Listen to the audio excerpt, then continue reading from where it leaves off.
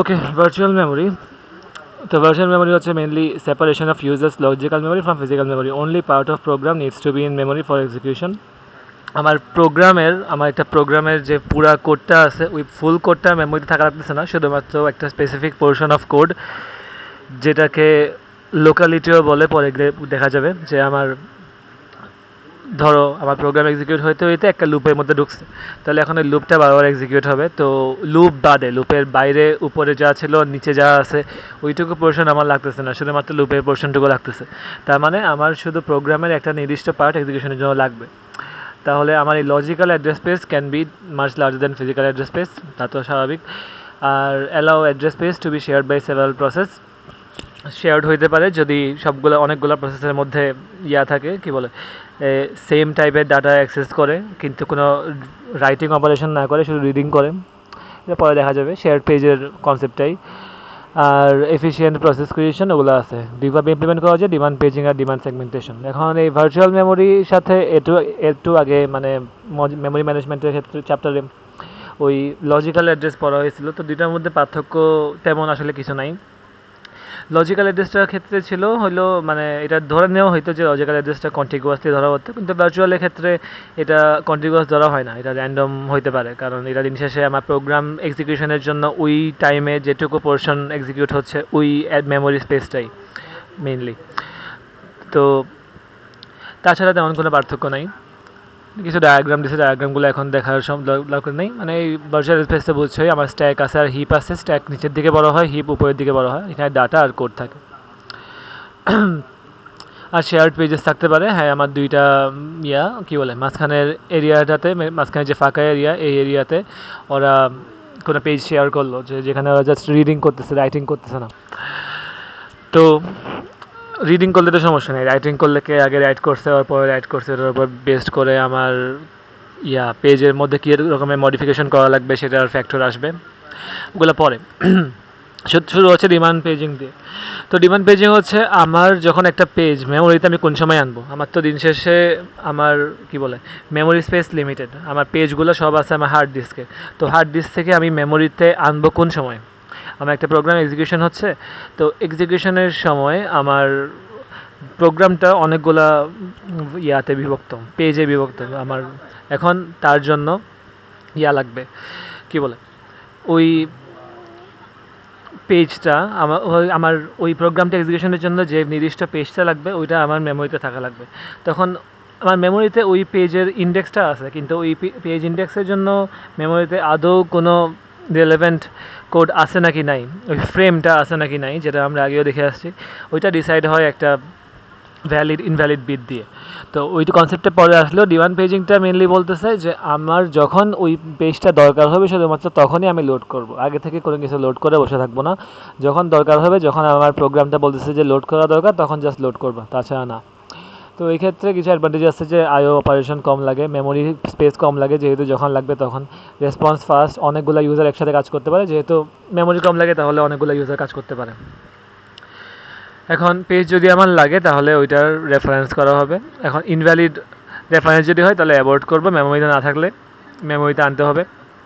Lazy swapper এই কনসেপ্টটা হচ্ছে আমার মেমোরিতে আমি আনবো না আনলেস পেজটা দরকার হয়। Swapper that deals with pages is a pager. তো একটা সোয়াপার যারা পেজ নিয়ে ডিল করে তাহলে এরা হচ্ছে লেজি পেজারও বলতে পারো আর কি। তো এখানে দেখাইছে আমার এই মেইন আমার হার্ড ডিস্কের মধ্যে এইসব একটা প্রোগ্রাম আছে। প্রোগ্রাম একে সোয়াপ আউট করে প্রোগ্রাম বিকে সোয়াপ ইন করার প্রসেসটা। প্রোগ্রাম এর জন্য যেসব আমার পেজ ফ্রেমগুলো আছে ওগুলো হার্ড ডিস্কে রেখে দিছে। তারপর আমার প্রোগ্রাম বি এর জন্য যে পেজ ফ্রেমগুলো লাগবে সেগুলো হার্ড ডিস্ক থেকে নিয়ে মেমোরিতে নিয়ে আসবে।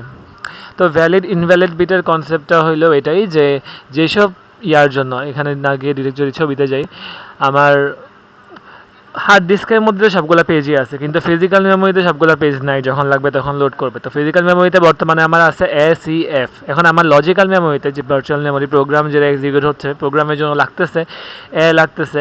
এখন এর জন্য হচ্ছে আমার কত পেজ টেবলে, তাহলে কত কত 0। তো 0তে পেজ ফ্রেম নাম্বার 0তে গিয়ে আমি দেখলাম যে আচ্ছা আমার এ লাগবে, এর জন্য বিটটা ভ্যালিড মানে আমার এ ফিজিক্যাল মেমোরিতে আছে। এখন ভ্যালিড দেখার পরে আমি চেক করবো যে আচ্ছা কই আছে, ভ্যালিড তার মানে ফিজিক্যাল মেমোরিতে আছে, তাহলে এখন এ কই আছে, ফিজিক্যাল মেমোরিতে 4 নাম্বার লোকেশনে আছে, তাহলে আমার এই ফ্রেম নাম্বার হবে 4। তারপর বি আমার কিন্তু ফিজিক্যাল মেমোরিতে নাই, তো ইনভ্যালিড হয়ে যাবে ওই বিটটা, এটা একটা বাইনারি 0 1, তো ভ্যালিড হলে 1 ধরো, ইনভ্যালিড হলে 0 ধরো যদি ধরি, তাহলে বি এর জন্য ইনভ্যালিড। সি আবার মেমোরিতে আছে, কই আছে, 6 নাম্বারে আছে, তাহলে সি এর জন্য ভ্যালিড। ডি কি আছে, ডি নাই, তাহলে ডি ইনভ্যালিড, ই ইনভ্যালিড, এফ ইনভ্যালিড, এমন করে করে চলবে। এখন তাহলে এই যদি আমি একটা পেজ অ্যাক্সেস করতে চাই, যেমন বি অ্যাক্সেস করতে গেলাম, এখন দেখলাম যে ইনভ্যালিড, তাহলে যে সিচুয়েশনটা ক্রিয়েট হলে ওটা হচ্ছে একটা পেজ ফল্ট, যে আমি একটা পেজকে অ্যাক্সেস করার ট্রাই করতেছি কিন্তু আমার ওই পেজটা বর্তমানে আমার ফিজিক্যাল মেমোরিতে নাই, ওইটার পেজ টেবিলের মধ্যে ইনভ্যালিড আছে বর্তমানে। তাহলে আমাকে কী করতে হবে, আমাকে তাহলে ফিজিক্যাল মেমোরিতে ওই পেজটা লোড করতে হবে আমার এই হার্ড ডিস্ক থেকে। তাহলে যদি রেফারেন্সটা পুরোপুরি ইনভ্যালিড হয় তাহলে তো বাদ, তাহলে মানে মেমোরিতে নাই। এখন অথবা হতে পারে শুধু মেমোরিতে নাই হলে একটা এমটি ফ্রেমকে আমি সিলেক্ট করবো, অনেকগুলো আমার ফিজিক্যাল মেমোরিতে ফাঁকা জায়গা থাকতে পারে, না থাকলে ওটার ব্যাপারটা পরে আসতেছে, কিন্তু ফাঁকা জায়গা আছে ধরলাম, তো ওখান থেকে একটা এমটিকে সিলেক্ট করে সোয়াপ করে নেব। তো সোয়াপ করার প্রসেসটা এখানে মধ্যে দেখানো হয়েছে যে শুরুতে আমার লজিক্যাল মেমোরি থেকে একটা রেফারেন্স দেওয়া হলো যে আমার পেজ টেবিলের মধ্যে যে আমার তাহলে লোড এম এই ইনস্ট্রাকশনটার জন্য আমার পেজটা আছে কিনা, তো দেখলাম যে নাই, ইনভ্যালিড। তো ইনভ্যালিড যেহেতু, এটা অপারেটিং সিস্টেমকে একটা ট্র্যাপ স্টেটে নিয়ে যাবে, অপারেটিং সিস্টেমকে একটা সিগন্যাল দিবে যে আমার প্রোগ্রামটা একটা পেজ অ্যাক্সেস করার ট্রাই করতেছে যেটা বর্তমানে আমার মেমোরিতে নাই, মেইন মেমোরিতে নাই। তো মেইন মেমোরিতে নাই, এটা অপারেটিং সিস্টেম যখন জানবে তখন ও আমার কী বলে হার্ড ডিস্ক থেকে ওই পেজটা খুঁজে বের করে ওই পেজটা আমার মেইন মেমোরিতে লোড করে নেবে, পেজটা অপারেটিং সিস্টেম হার্ড ডিস্ক থেকে খুঁজে বের করে মেইন মেমোরিতে লোড করে নেবে। এই কাজ কিন্তু ওএস করতেছে। তো মেমোরিতে লোড হওয়ার পরে মেইন মেমোরি সিগন্যাল পাঠাবে পেজ টেবিলকে যে হ্যাঁ আমি এখন একটা ফ্রি ফ্রেমকে সিলেক্ট করে ওখানের মধ্যে আমার যে ডিজায়ার্ড পেজ ওটা আমি লোড করে নিছি, তাহলে এখন তুমি পেজ টেবিলটাকে রিসেট করবা। তো রিফ্রেশ মারলে আমার ওই যে জায়গায় আগে ইনভ্যালিড ছিল এখন সেটা ভ্যালিড হয়ে যাবে, আর যেখানে কোনো ভ্যালিড ফ্রেম ছিল না এখন ওখানে ফ্রেম নাম্বার চলে আসবে। ধরো এখানে এটা যদি 5 নাম্বার হয় তাহলে এখানে ভ্যালু চলে আসবে 5, আর এটা ভি হয়ে যাবে, ভ্যালিড হয়ে যাবে। তো ভ্যালিড হওয়ার পরে ও এখন বলবে আমার এই প্রোগ্রামকে আবার বলবে যে তুমি এই ইনস্ট্রাকশনটা আবার রিস্টার্ট করো, মানে আবারও ট্রাই করো যে এটা এক্সিকিউট করার। এবার এক্সিকিউট করতে গিয়ে দেখবে যে পেজ আসে, তাহলে কোনো সমস্যা হবে না, পেজ ফল্ট সেকেন্ড স্টেপে আর হবে না। তো এটার পারফরমেন্স কেমন, এখন পেজ ফল্টের রেট যদি আমি 0 থেকে 1-এর মধ্যে ধরি, কারণ আমার 0 মানে হচ্ছে কোনো পেজ ফল্টই হয় না, 1 মানে আমার প্রত্যেকটা রেফারেন্সে পেজ ফল্ট হয়, তাহলে ইফেক্টিভ অ্যাক্সেস টাইমকে বলা যায় যে আমার 1 minus rho into memory access time. যে যদি আমার হয় কী বলে পেজ ফল্ট না হয় তাহলে শুধুমাত্র মেমোরিকে অ্যাক্সেস করতে যে টাইম লাগে সেটা, আর যদি পেজ ফল্ট হয় তাহলে পেজ ফল্ট ওভারহেড, তার সাথে আমার পেজটা সোয়াপ আউট করে সোয়াপ ইন করা। পেজ ফল্ট ওভারহেড তো হইলেও অপারেটিং সিস্টেমকে জানাতে হবে, অপারেটিং সিস্টেম তারপর আমার থেকে খুঁজবে কী বলে হার্ড ডিস্ক থেকে খুঁজবে, হার্ড ডিস্কে খোঁজার পরে যদি পায় তাহলে ওটাকে মেন মেমোরিতে আনবে। তো এই সবগুলো মিলে যেটা ওটা হচ্ছে আমার পেজ ফল্টের ওভারহেড। তারপর যদি আমার মেন মেমোরিতে কোনো ফাঁকা জায়গা না থাকে, সবগুলো ফ্রেম ফুল হয়, তাহলে কোনো একটা ফ্রেমকে আমাকে হার্ড ডিস্কে রাখতে হবে, তো ওইটার জন্য সোয়াপের জন্য একটা টাইম লাগবে। আর এটা যদি ফাঁকা জায়গা থাকে তাহলে এই সময়টা আর লাগতেছে না, তখন জাস্ট আমাকে হার্ড ডিস্ক থেকে মেন মেমোরিতে আনতে যেটুকু টাইম লাগতেছে যেটা হচ্ছে পেজ ইন করার জন্য যেটুকু টাইম লাগে সেটা, তারপরে ফুল অপারেশনটা রিস্টার্ট করতে হবে, তো রিস্টার্ট করতে কতক্ষণ টাইম লাগে সেটা তো আলাদা আলাদা ভ্যালু দিয়ে দিলে অথবা প্রশ্ন থেকে বুঝে নিতে হলে এইভাবে ক্যালকুলেট করা লাগবে। এখানে খুবই সিম্পল একটা এক্সাম্পল দিছে যে আমার মেমোরি অ্যাক্সেস টাইম যদি 200 ন্যানোসেকেন্ড হয় আর average page fault service time হচ্ছে আমার 8 মিলিসেকেন্ড, তাহলে 1 মাইনাস রো ইন্টু 200 আর রো ইন্টু 8 মিলিসেকেন্ড, তাহলে রো এর মান আমার এখানের মধ্যে বলছে 1 access out of 1000 cause a page fault, তাহলে 1/1000 হচ্ছে আমার রো এর মান, তো মান যদি বসাই ইএটি এর মান 8.2 মিলিসেকেন্ড আসবে। তো দেখাচ্ছে যে আমার কী বলে it's slow down by factor of 40, তো সমস্যা নেই, ভ্যালু দিয়ে বের করবো। এখন প্রসেস ক্রিয়েশনের ক্ষেত্রে দুইভাবে আমার প্রসেস ক্রিয়েশনটা হইতে পারে, কপি অন রাইট আর মেমোরি ম্যাপড ফাইলের জিনিসটা পরে আসবো, আগে কপি অন রাইট কি। কপি অন রাইট হচ্ছে both parent and child processes initially share the same page in memory. তো আমার একটা নির্দিষ্ট এরিয়া যেটা বর্তমানে দুইটা প্রসেস শেয়ার করতেছে, কারণ ওদের দিন শেষে রিড করতেছে শুধুমাত্র ওখান থেকে, তো সমস্যা নাই। ওই ক্ষেত্রে আমার দুইটা প্রসেসকে আলাদা আলাদাভাবে মেমোরি অ্যালোকেট করার দরকার নেই, যেহেতু দিন শেষে সেম ডাটা। এখন কপি অন রাইট বলতেছে যদি কোনো একটা প্রোগ্রাম ওই শেয়ার্ড জায়গাটাতে রাইট করে, নিজের মতো মডিফাই করে, তাহলে মডিফাই করার আগে সেম ডাটার আইডেন্টিক্যাল আর একটা কপি তৈরি হবে, তারপর সে ওই কপিটার উপর মডিফাই করবে। তখন বলতে গেলে এই দুজনের কাছে দুটো আলাদা কপি চলে যাবে, আর যে মডিফাই করতেছে ওর কপির উপর মডিফাই করবে। তো ফ্রি পেজেস অ্যালোকেট করা হয় from pool of zeroed out pages, যেসব পেজগুলো ইউজ হচ্ছে না ওগুলোকে জিরো দিয়ে ডিনোট করে, তো সেখান থেকে। আর allows more efficient process creation as only modified pages are copied. শুধুমাত্র আমার প্রসেস ক্রিয়েশন মানে কি, আমার প্রসেস যখন আমি ফোর্ক করলাম, ফোর্ক সিস্টেম কল, তো ফোর্ক সিস্টেম কল করা হলে কি হয়, আমার প্যারেন্ট থেকে একটা আইডেন্টিক্যাল চাইল্ড তৈরি হয়, যে প্যারেন্ট যেসব কাজ করে চাইল্ডও সেম কাজ করে, কিন্তু ওদের প্রসেস আইডি ডিফারেন্ট। তো দুইটা ভিন্ন ভিন্ন প্রসেস আইডি, কিন্তু দিন শেষে সেম কাজই করতেছে, তাহলে সেম জায়গায় পয়েন্ট করতেছে ওরা ফিজিক্যাল মেমোরিতে, শেয়ার্ড পেজ ইউজ করতেছে। কিন্তু যখন আমার এই চাইল্ডটাকে আমি নিজের মতো করে মডিফাই করলাম অন্য অন্য অপারেশনের জন্য, তখন তো ও আর সবগুলা মানে সেম পেজগুলো শেয়ার করবে না। যে নিজের মতো যে পেজটাকে মডিফাই করছে, এখন ও ওই পেজটা নিয়ে থাকবে, আর অরিজিনাল পেজ নিয়ে প্যারেন্ট থাকবে।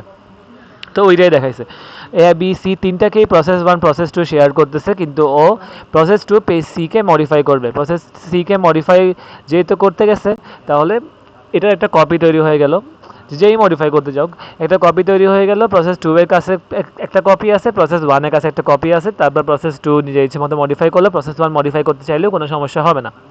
সিমিলারলি বি এর উপর করতে গেলেও কপি তৈরি হইতো।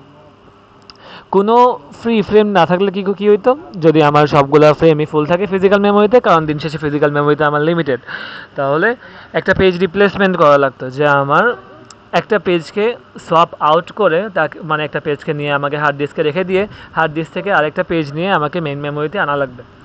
তো এখন এই পেজ রিপ্লেসমেন্টের জিনিসটা কীভাবে হ্যান্ডেল হবে? কিন্তু আমার কি কল আসছে? আচ্ছা না থাক। এখন পেজ রিপ্লেসমেন্ট জিনিসটা হ্যান্ডেল হবে কীভাবে? অ্যালগোরিদম আছে, এখন এই অ্যালগোরিদমটা মানে অ্যালগোরিদম তো একটা দিন শেষে অ্যাপ্লাই করা লাগবে। তো এটার পারফরমেন্স ক্রাইটেরিয়াটা কি? আমি চাচ্ছি এভাবে যাতে পেজ রিপ্লেসমেন্টটা হয়, যার মাধ্যমে আমার এই পেজ ফল্টটা মিনিমাইজ করা যায়। কারণ পেজ ফল্ট অনেক এক্সপেন্সিভ একটা অপারেশন। তোমার ওএসের কাছে কন্ট্রোল যাবে, ওএসে হার্ড ডিস্কে যাবে, তারপরে আবারও সোয়াপ ইন সোয়াপ আউট হইতে পারে। তো এটা অনেক এক্সপেন্সিভ, যেটা আমরা চাচ্ছি যে যাতে না হয়। তাহলে অ্যালগোরিদমের গোল হচ্ছে এটা কমানো। এখন same page maybe ব্রট into memory several time, same page আমার বারবার লাগতে পারে, তো এটাকেও হ্যান্ডেল করার ক্যাপাবিলিটি থাকা লাগবে।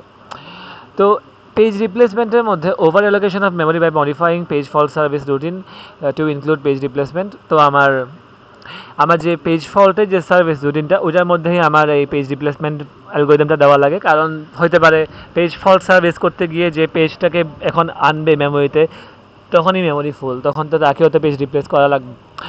আর মডিফাই বিট বা ডার্টি বিট, এটা দিয়ে হচ্ছে reduce overhead of page transfer, only modified pages are return to disk. এখন পেজ দিন শেষে আমার সবগুলা, আচ্ছা আমার কল আসতেছে, দাঁড়াও। আচ্ছা, তো যেটা বলতেছিলাম, আমার এখানে কি বলে, দিন শেষে আমার তো পেজ ফল্ট একটা হয়েছে। পেজ ফল্ট হওয়ার সময় আমাকে সোয়াপ আউটের যে প্রসেসটা, সোয়াপ আউট মানে কি, আমার এই পেজটা ফিজিক্যাল মেমোরি থেকে নিয়ে হার্ড ডিস্কে রেখে দিবা। কিন্তু আমার হার্ড ডিস্কের মধ্যে তো প্রোগ্রামটা আছেই, তো আমি আবারও ক্যান হার্ড ডিস্কে রাখবো? এটা তো একটা এক্সট্রা সোয়াপ আউটের জন্য এক্সট্রা একটা ওভারহেড না? তো এটা তো করার কি কোনো দরকার আছে? এটার জন্যই মডিফাই বিট বা ডার্টি বিটটা আসছে, যে ও চেক করতেছে যে আমার প্রোগ্রামটা এক্সিকিউশনের সময় ওই পেজটার মধ্যে কোনো মডিফিকেশন করা হয়েছে কিনা। যদি কোনো মডিফিকেশন করা হয়ে থাকে তাহলে ওই বিটটা 1 হয়ে যাবে, আর মডিফিকেশন করা না থাকলে, যখন হার্ড ডিস্ক থেকে প্রথম লোড হয়েছিল, যে অবস্থায় লোড হয়েছিল এখনও সেম অবস্থায় যদি থাকে, তাহলে সেই বিটটা থাকবে 0। তো যদি 1 হয় তার মানে মডিফিকেশন করা হয়েছে। মডিফিকেশন করা হয়ে থাকলে তাকে আমাকে, যেহেতু নতুন মডিফাইডটা আমাকে স্টোর করা লাগবে, যাতে হার্ড ডিস্কের পেজগুলো সবসময় আপ টু ডেট থাকে, তাহলে আমাকে ওই ক্ষেত্রে সোয়াপ আউট করা লাগবে। আর যদি মডিফিকেশন না করা হয়ে থাকে, আমার হার্ড ডিস্কে যেটা আছে, আমার ফিজিক্যাল মেমোরিতে হচ্ছে সেটাই আছে, তাহলে আর শুধু আমি তো আর সোয়াপ আউট করে এক্সট্রা কম্পিউটেশন খরচ করব না। তো তখন ওইটুকু আর করা লাগবে না। তো এটার মাধ্যমে only modified pages return back to disk, page replacement, complete separation between logical memory and physical memory, large virtual memory can be provided on smaller physical memory. তো ওগুলো তো বুঝছো, ওগুলো কিছু বলার না।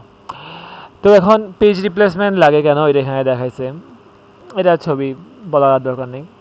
এখন বেসিক পেজ রিপ্লেসমেন্ট অ্যালগরিদম তাহলে কেমনে কাজ করে, যে আমার যে ডিজায়ার্ড পেজটা লাগবে ওইটা আমি ডিস্কের মধ্যে আগে চেক দিব যে কই আছে একটা ফ্রি ফ্রেম। তো যদি ফ্রি ফ্রেম আমি পাই তাহলে ইউজ করব, আর যদি ফ্রি ফ্রেম না পাই তাহলে একটা পেজ রিপ্লেসমেন্ট অ্যালগরিদম ইউজ করতে হবে। তো পেজ রিপ্লেসমেন্ট অ্যালগরিদম ইউজ করার সময় আমি কী করব, একটা ভিকটিম পেজকে সিলেক্ট করব, ভিকটিম ফ্রেম, যে আচ্ছা ও বর্তমানে একটা ভ্যালিড ফ্রেম আছে কিন্তু আমাকে ওকে রিপ্লেস করে দিতে হবে কারণ আমার মেমোরিতে জায়গা নেই। তো এখন আমাকে ডিজায়ার্ড পেজটা, যে নিউ ফ্রি ফ্রেমটা, ওইটা আমি মেমোরিতে আনবো। ফ্রি ফ্রেমটা আনার পর পেজ টেবিল আপগ্রেড করবো, আপডেট করবো, হ্যান রিফ্রেশ করো, রিস্টার্ট করো, ওগুলো তো বুঝছোই। তো এটা এখানে দেখাইছে যে আমার কি বলে প্রসেসটা হচ্ছে, এই ভিকটিমটাকে আমি আগে সোয়াপ আউট করলাম। এখন এটা ডিপেন্ড করতেছে ওর ডার্টি বিটের উপর, যে আসলেই আবার রাইট করা লাগবে নাকি লাগবে না। যে ডিজায়ার্ড পেজ আছে ওটা আমি এই লোকেশনে সোয়াপ ইন করলাম। সোয়াপ ইন করার পর, আচ্ছা সোয়াপ আউট করার পরে আমি ওই পেজটার জন্য ইনভ্যালিড করে দিলাম, কারণ এখন ওই পেজটা আর আমার ফিজিক্যাল মেমোরিতে নাই, এখন সেই ইনভ্যালিড। আর যার জন্য আমি লোড করছি ওরটাকে আমি ভ্যালিড বানিয়ে দিব। ও আগে ইনভ্যালিড ছিল, ওকে এখন বানিয়ে দিলাম ভ্যালিড, তারপর আমি রিফ্রেশ মারবো আমার পেজ টেবিলটা। এখন পেজ রিপ্লেসমেন্ট অ্যালগরিদম, এখানের মধ্যে যে কয়েকটা অ্যালগরিদম দেখানো হবে ওগুলোর জন্য একটা রেফারেন্স স্ট্রিং ইউজ করতেছে, যে আমার ধরো আমার এই যে প্রোগ্রামটা এক্সিকিউট হচ্ছে ওরা এত এত পেজগুলোকে সিকোয়েন্সিয়ালি অ্যাক্সেস করার ট্রাই করতেছে। তো আমরা এটা দিয়ে দেখব যে আমাদের কোন অ্যালগরিদমটা ভালো পারফর্ম করে আর কি সেটা। তো এখানে একটা গ্রাফ দেখানো হয়েছে যে আমার যদি নাম্বার অফ ফ্রেম বাড়ে তাহলে টিপিক্যালি আমার নাম্বার অফ পেজ ফল্ট কমার কথা, কারণ আমার ফ্রেম বেশি আছে, তাহলে আমার জায়গা বেশি আছে। তো জায়গা বেশি থাকলে আমি একসাথে অনেকগুলো ফ্রেম নিয়ে কাজ করতে পারতেছি, তাহলে ওই ক্ষেত্রে পেজ ফল্ট কম হওয়ার কথা। অন্য একটা পেজ আসলে ওইটা যে আমার নাই ওইটা চান্স কম, যতই আমার সাইজ বাড়বে, কমন সেন্স। এখন ফার্স্ট ইন ফার্স্ট আউট সবচেয়ে সিম্পল যে অ্যালগরিদমটা, ওইটার মধ্যে হচ্ছে আমার ধরো 1 2 3, আমার ফ্রেমের সাইজ হচ্ছে 3, মানে আমার ফিজিক্যাল মেমোরিতে ফ্রেম ধরবে 3টা। তাহলে আমার প্রথমে 1 আসছে, তো 1কে আমি লোড করলাম, পেজ ফল্ট হইলো একবার। 2 আসছে, 2কে আমি একবার লোড করলাম, কারণ শুরুতে তো খালি, তো পেজ ফল্ট হচ্ছে, তো 2কে লোড করলাম। 3 খালি, মানে 3 লাগবে, 3 নাই, 3 লোড করলাম, 3টা পেজ ফল্ট হইলো। এখন 4 লাগবে, তো 4 এসে এখন 1 2 3-এর মধ্যে কাকে রিপ্লেস করবে, যে সবার আগে আসছে তাকে রিপ্লেস করবে, ফার্স্ট ইন ফার্স্ট আউট। সবার আগে আসছিল 1, তাহলে 1কে রিপ্লেস করে এখন 4 বসবে। এগেইন পেজ ফল্টে কিন্তু হচ্ছে দিন শেষে। এরপর আবারও কিন্তু 1 আসলো, তো 1 আসার পরে কাকে রিপ্লেস করবে, সবার আগে যে আসছিল 2 আসছিল সবার আগে, 2কে রিপ্লেস করে 1। 5 আসার পর এবার 2 আসলে 2 3কে রিপ্লেস করে 2। তো বাকিটা বুঝছো। তো এখন দেখা গেল আমার এখানে 9টা পেজ ফল্ট হইলো। আর যখন আমি ফ্রেম 4টা নিব এই স্পেসিফিক সিনারিওর জন্য, এরকম সিনারিও অনেক হইতে পারে আসলে, যেখানে মধ্যে কাইন্ড অফ রিপিট হচ্ছে সেম জিনিসগুলো, কিন্তু মাঝখানে একটা জিনিস চেঞ্জ হওয়ার কারণে সিকোয়েন্সটা চেঞ্জ হয়ে গেছে। তো ওই ক্ষেত্রে বারবার খালি আমার পেজ ফল্ট তৈরি হচ্ছে, কারণ দেখো দিন শেষে আমার 1 2 3 আসছিল, এখানের মধ্যে যদি আমার 4 না এসে আবারও 1 2 আসছে তাহলে কিন্তু পেজ ফল্ট হইতো না, কিন্তু মাঝখানে এই 4টা এসে একটা সমস্যা তৈরি করছে। তো এই জন্য আমার এই 1 2 এর সিকোয়েন্সটা যদিও আমার আগেই পেজ আমার মেমোরিতে ছিল কিন্তু সোয়াপ আউট হয়ে গেছে, তো এই জন্য পেজ ফল্ট আরও বাড়ছে। তো ফিফোর ক্ষেত্রে এই সমস্যাটা অহরহ হয়, ফিফো একটা ভালো অ্যালগরিদম না এটার জন্য। আর এখানে আমরা একটা অ্যানোমালি দেখতে পাচ্ছি যে আমার যখন 4টা ফ্রেম ইউজ করা হচ্ছে, আমার থিওরিটিক্যালি ফ্রেম নাম্বার বাড়লে নাম্বার অফ পেজ ফল্ট কমার কথা, কিন্তু এখানের মধ্যে নাম্বার অফ পেজ ফল্ট আরও বেড়ে গেছে, 9টা থেকে 10টা হয়ে গেছে। তো এই অ্যানোমালিটাকে বলা হয় বেলাডিস অ্যানোমালি, যেটার মধ্যে হচ্ছে আমার এই ফিফো অ্যালগরিদমের ক্ষেত্রে এই জিনিসটা হয় একটা কিছু কিছু স্পেসিফিক সিনারিওর ক্ষেত্রে, যেখানে আমার ফ্রেম নাম্বার বাড়লেও আমার পেজ ফল্ট আরও বাইরে যায়। তো এই আরেকটা এক্সাম্পল এখানে দেখানো হয়েছে, এটা বইয়ের এক্সাম্পল, এটা দেখানোর দরকার নেই, দেখলেই বুঝবা। আর এই বেলারিস অ্যানোমালির জন্য আমার এই গ্রাফটা কেমন হয় দেখাইছে। এখন অপটিমাল অ্যালগরিদম, সবচেয়ে বেস্ট পসিবল যে অ্যালগরিদমটা, তো সবচেয়ে বেস্ট অ্যালগরিদম হতে পারে কোন সময়, আমি কোন পেজকে রিপ্লেস করব, যে পেজটা আমার অনেকক্ষণ যাবৎ ইউজ হবে না ফিউচারে, যে আমি আগে থেকে জানি ফিউচারে কোন পেজ কোন সময় ইউজ হবে। তো আমি রিপ্লেস করার সময় ওই পেজটাকে রিপ্লেস করব যে ফিউচারে অনেক দেরিতে গিয়ে ইউজ হবে, সবার লাস্টে গিয়ে যে ইউজ হবে তাকে রিপ্লেস করব। তো এখানে যদি দেখায় আমার 1 2 3, এখানে 4টা ফ্রেম আছে আমার 1 2 3 4, সমস্যা নেই। এরপর 1 আগে থেকে আসে, পেজ ফল্ট হয় নাই। 2 আগে থেকে আসে, পেজ ফল্ট হয় নাই। 5 আসছে, এখন 5 আসার পরে রিপ্লেস করবে কাকে, তো এখন দেখো আমার ফিউচারে কে আসবে, ফিউচারে 5-এর পরপরই 1 আসবে, 2 আসবে, 3 আসবে, 4 আসবে সবার পরে। তাহলে 4 আমার অনেক দেরিতে আসবে, তো 4কে রিপ্লেস করবে। তো 4কে রিপ্লেস করে 5 বসলো। এরপর আমার 1 2 3 এর ক্ষেত্রে আবার কোনো সমস্যা হয় নাই। এরপর 4 আসলো, আমার 1 2 3 5 আছে। তাহলে এখন এই 4-এর পর ইমিডিয়েটলি 5 আসে, 1 2 3 এর কোনো খবর নাই, তাহলে যে কোনো একটাকে রিপ্লেস করলেই হয়েছে। এখন এককেই ধরো রিপ্লেস করো, তো এককে রিপ্লেস করে 4 বসলো। তো এই ক্ষেত্রে আমার পেজ ফল্ট হয়েছে কয়বার, 1 2 3 4-এর জন্য 4টা, তারপর এই 5-এর জন্য একটা, আর এই 4-এর জন্য একটা, তো টোটাল 6টা পেজ ফল্ট হইলো। তো এটা হচ্ছে বেস্ট পসিবল সিনারিও। কিন্তু বেস্ট পসিবল সিনারিওটা আমাদের জন্য মানে আসলে প্র্যাকটিক্যাল না, কারণ আমরা জানবো কেমনে, আমরা তো ফিউচার নিয়ে জানি না যে ফিউচারে কোন পেজ কোন সময় আসবে। যদি এমন হইতো তাহলে তো আমাদের পেজ টেবলের পেজ ফল্ট করার দরকারই ছিল না। তাহলে এখন তাহলে এটা হচ্ছে আমার থিওরিটিক্যালি পেজ টেবল কনসেপ্টটা যদি আমরা ইউজ করি তাহলে সবচেয়ে বেস্ট পারফরমেন্স আমরা কেমন পাইতে পারি। সবচেয়ে বেস্ট পারফরমেন্স বলতে বোঝাচ্ছি সর্বনিম্ন আমরা কয়টা পেজ ফল্ট পাইতে পারি। তো আমার অপটিমাল অ্যালগোরিদমের থেকেও কম পেজ ফল্ট পাওয়া তো সম্ভব না, কারণ এটাই সবচেয়ে বেস্ট। তুমি ফিউচার দেখতেছো, এখন তুমি এর থেকে ভালো আর কি পারবা। তাহলে এটা জাস্ট একটা রেফারেন্স পয়েন্ট। এখন আমি যে অ্যালগোরিদমগুলো ইউজ করবো, আমরা ট্রাই করবো যে অপটিমালের কাছাকাছি যাওয়ার জন্য পারফরমেন্সের দিক দিয়ে, কিন্তু সেটা তো আর প্র্যাকটিক্যালি ইকুইভ্যালেন্ট আর হবে না, কিন্তু যতদূর যেতে পারি খারাপ না। ঠিক আছে, তো এখন প্রথম অ্যালগোরিদম যেটা দেখতেছি, যেটা প্র্যাকটিক্যালি আছে, যদিও পরে দেখবা যে আসলে নাই, তো লিস্ট রিসেন্টলি ইউজড। এটা হচ্ছে আমি রিপ্লেস করব যে সবচেয়ে ইয়াতে সবচেয়ে কম রিসেন্টলি ইউজ করা হয়েছে। যেমন যদি এক্সাম্পল দিই, 1 2 3 4 শুরুতে আসলো, সমস্যা নেই। এরপর আবারও 1 আসলো, এরপর আবারও 2 আসলো, এরপর আসলো 5। এখন সবচেয়ে আগে মানে সবচেয়ে পুরানকে সবার আগে ইউজ করা হয়েছিল কাকে? 2কে মাত্র ইউজ করা হয়েছে। 1কেও 2-এর আগে ইউজ করা হয়েছে, 4কেও 1-এর আগে ইউজ করা হয়েছে, কিন্তু 3কে ইউজ করা হয়েছে আরও 3টা মেমোরি রেফারেন্স আগে। তো 3 হচ্ছে সবচেয়ে পুরান, সবচেয়ে কম ইউজ করা হয়েছে, সবচেয়ে কম না কিন্তু ফ্রিকোয়েন্টলি ইউজের ব্যাপারে জায়গা। লিস্ট রিসেন্টলি হচ্ছে সবচেয়ে পুরান আর কি, মানে অনেক আগে থেকে আমার এই ফিজিক্যাল মেমোরিতে আছে, কিন্তু রিসেন্টলি ইউজ করা হয় নাই সহজ কথায়। তো তাকে রিপ্লেস করব। তাহলে এই 3 রিপ্লেস হয়ে 5 হয়ে গেল, তো 5 হইলো। এরপর আবারও 1 আসলো, 1 আমার আগে থেকে আছে, 2 আগে থেকে আছে, 3 নাই। এখন 3 কাকে রিপ্লেস করবে? 2 ইউজ হয়েছে, 1 ইউজ হয়েছে, 5 ইউজ হয়েছে, 2 ইউজ হয়েছে, 1 ইউজ হয়েছে, 4 অনেক আগে ইউজ হয়েছে। তো 4কে রিপ্লেস করে এখন আর 3 বসলো। 3 বসার পর এরপর আবার 4 আসলো, তাহলে এখন 4 আসলে কাকে রিপ্লেস করবে? 3 ইউজ হয়েছে, 1 ইউজ হয়েছে, 2 ইউজ হয়েছে, 5 অনেক পুরান, তার 5কে রিপ্লেস করলো, 4 বসলো।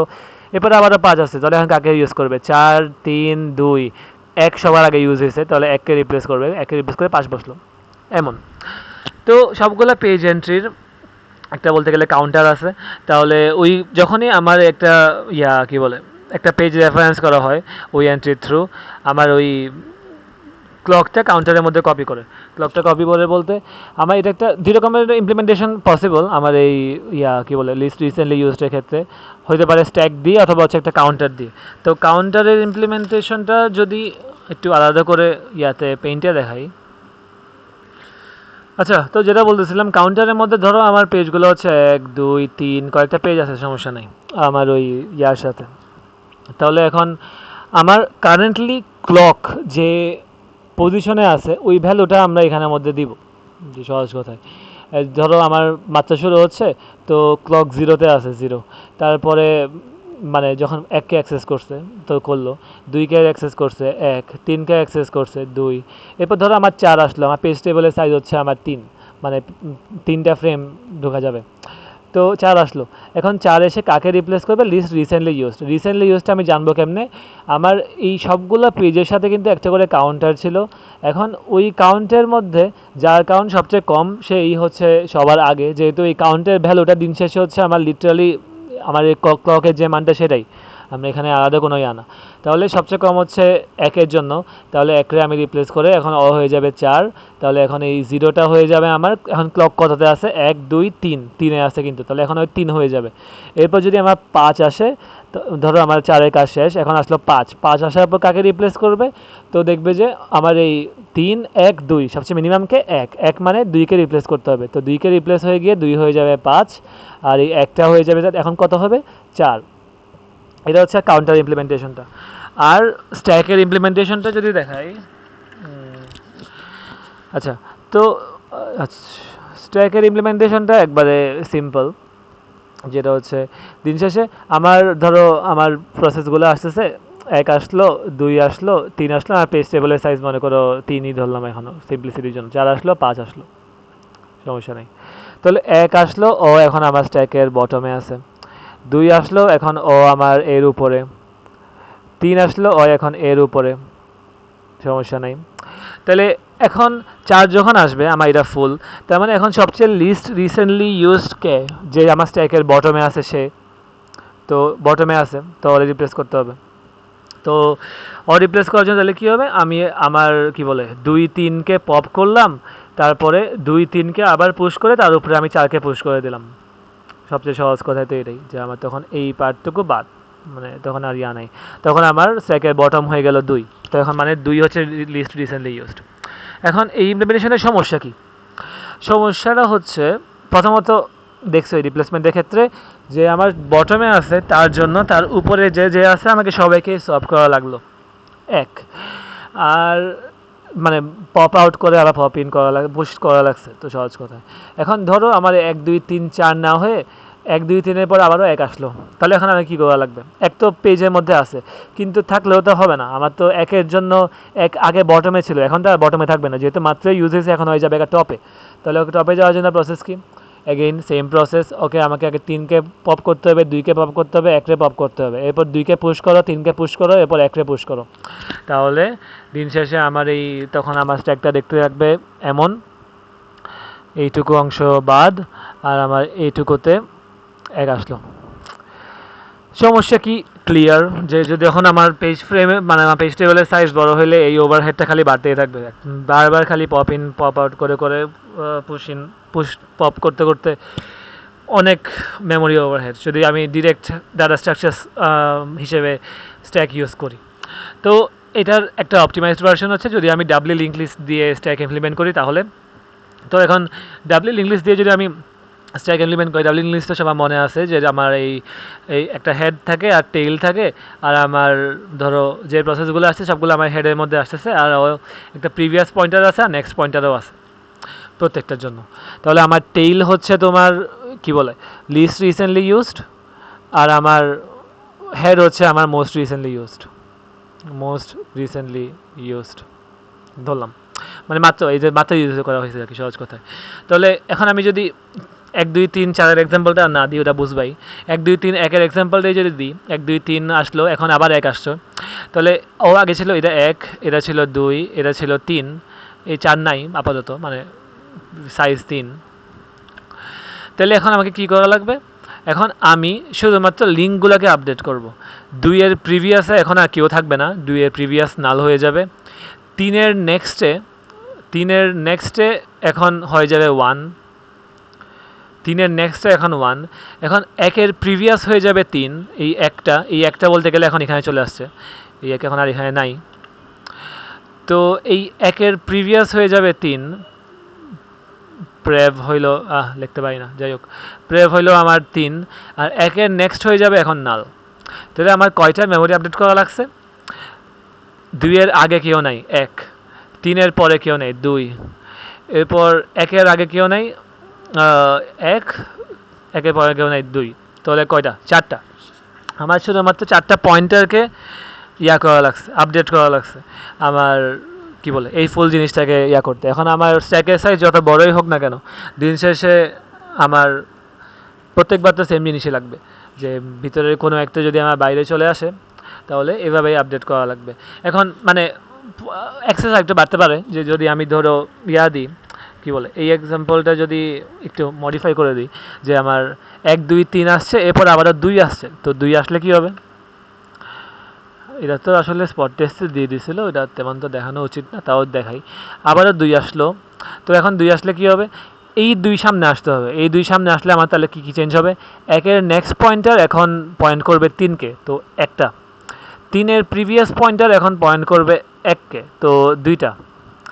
তারপর 3-এর নেক্সট পয়েন্টার এখন পয়েন্ট করবে 2কে, 3টা। 2-এর প্রিভিয়াস পয়েন্টার এখন পয়েন্ট করবে 3কে, 4টা। 2-এর নেক্সট পয়েন্টার এখন পয়েন্ট করবে কেউ না, 5টা। তাহলে 5টা। তাহলে মিনিমাম 4 আর ম্যাক্সিমাম 5, মানে মিনিমামও না, কারণ দিন শেষে মানে তো একটা দুইটা আছে, তাহলে তুই ক্ষেত্রে তো কিছু করা লাগতেছে না।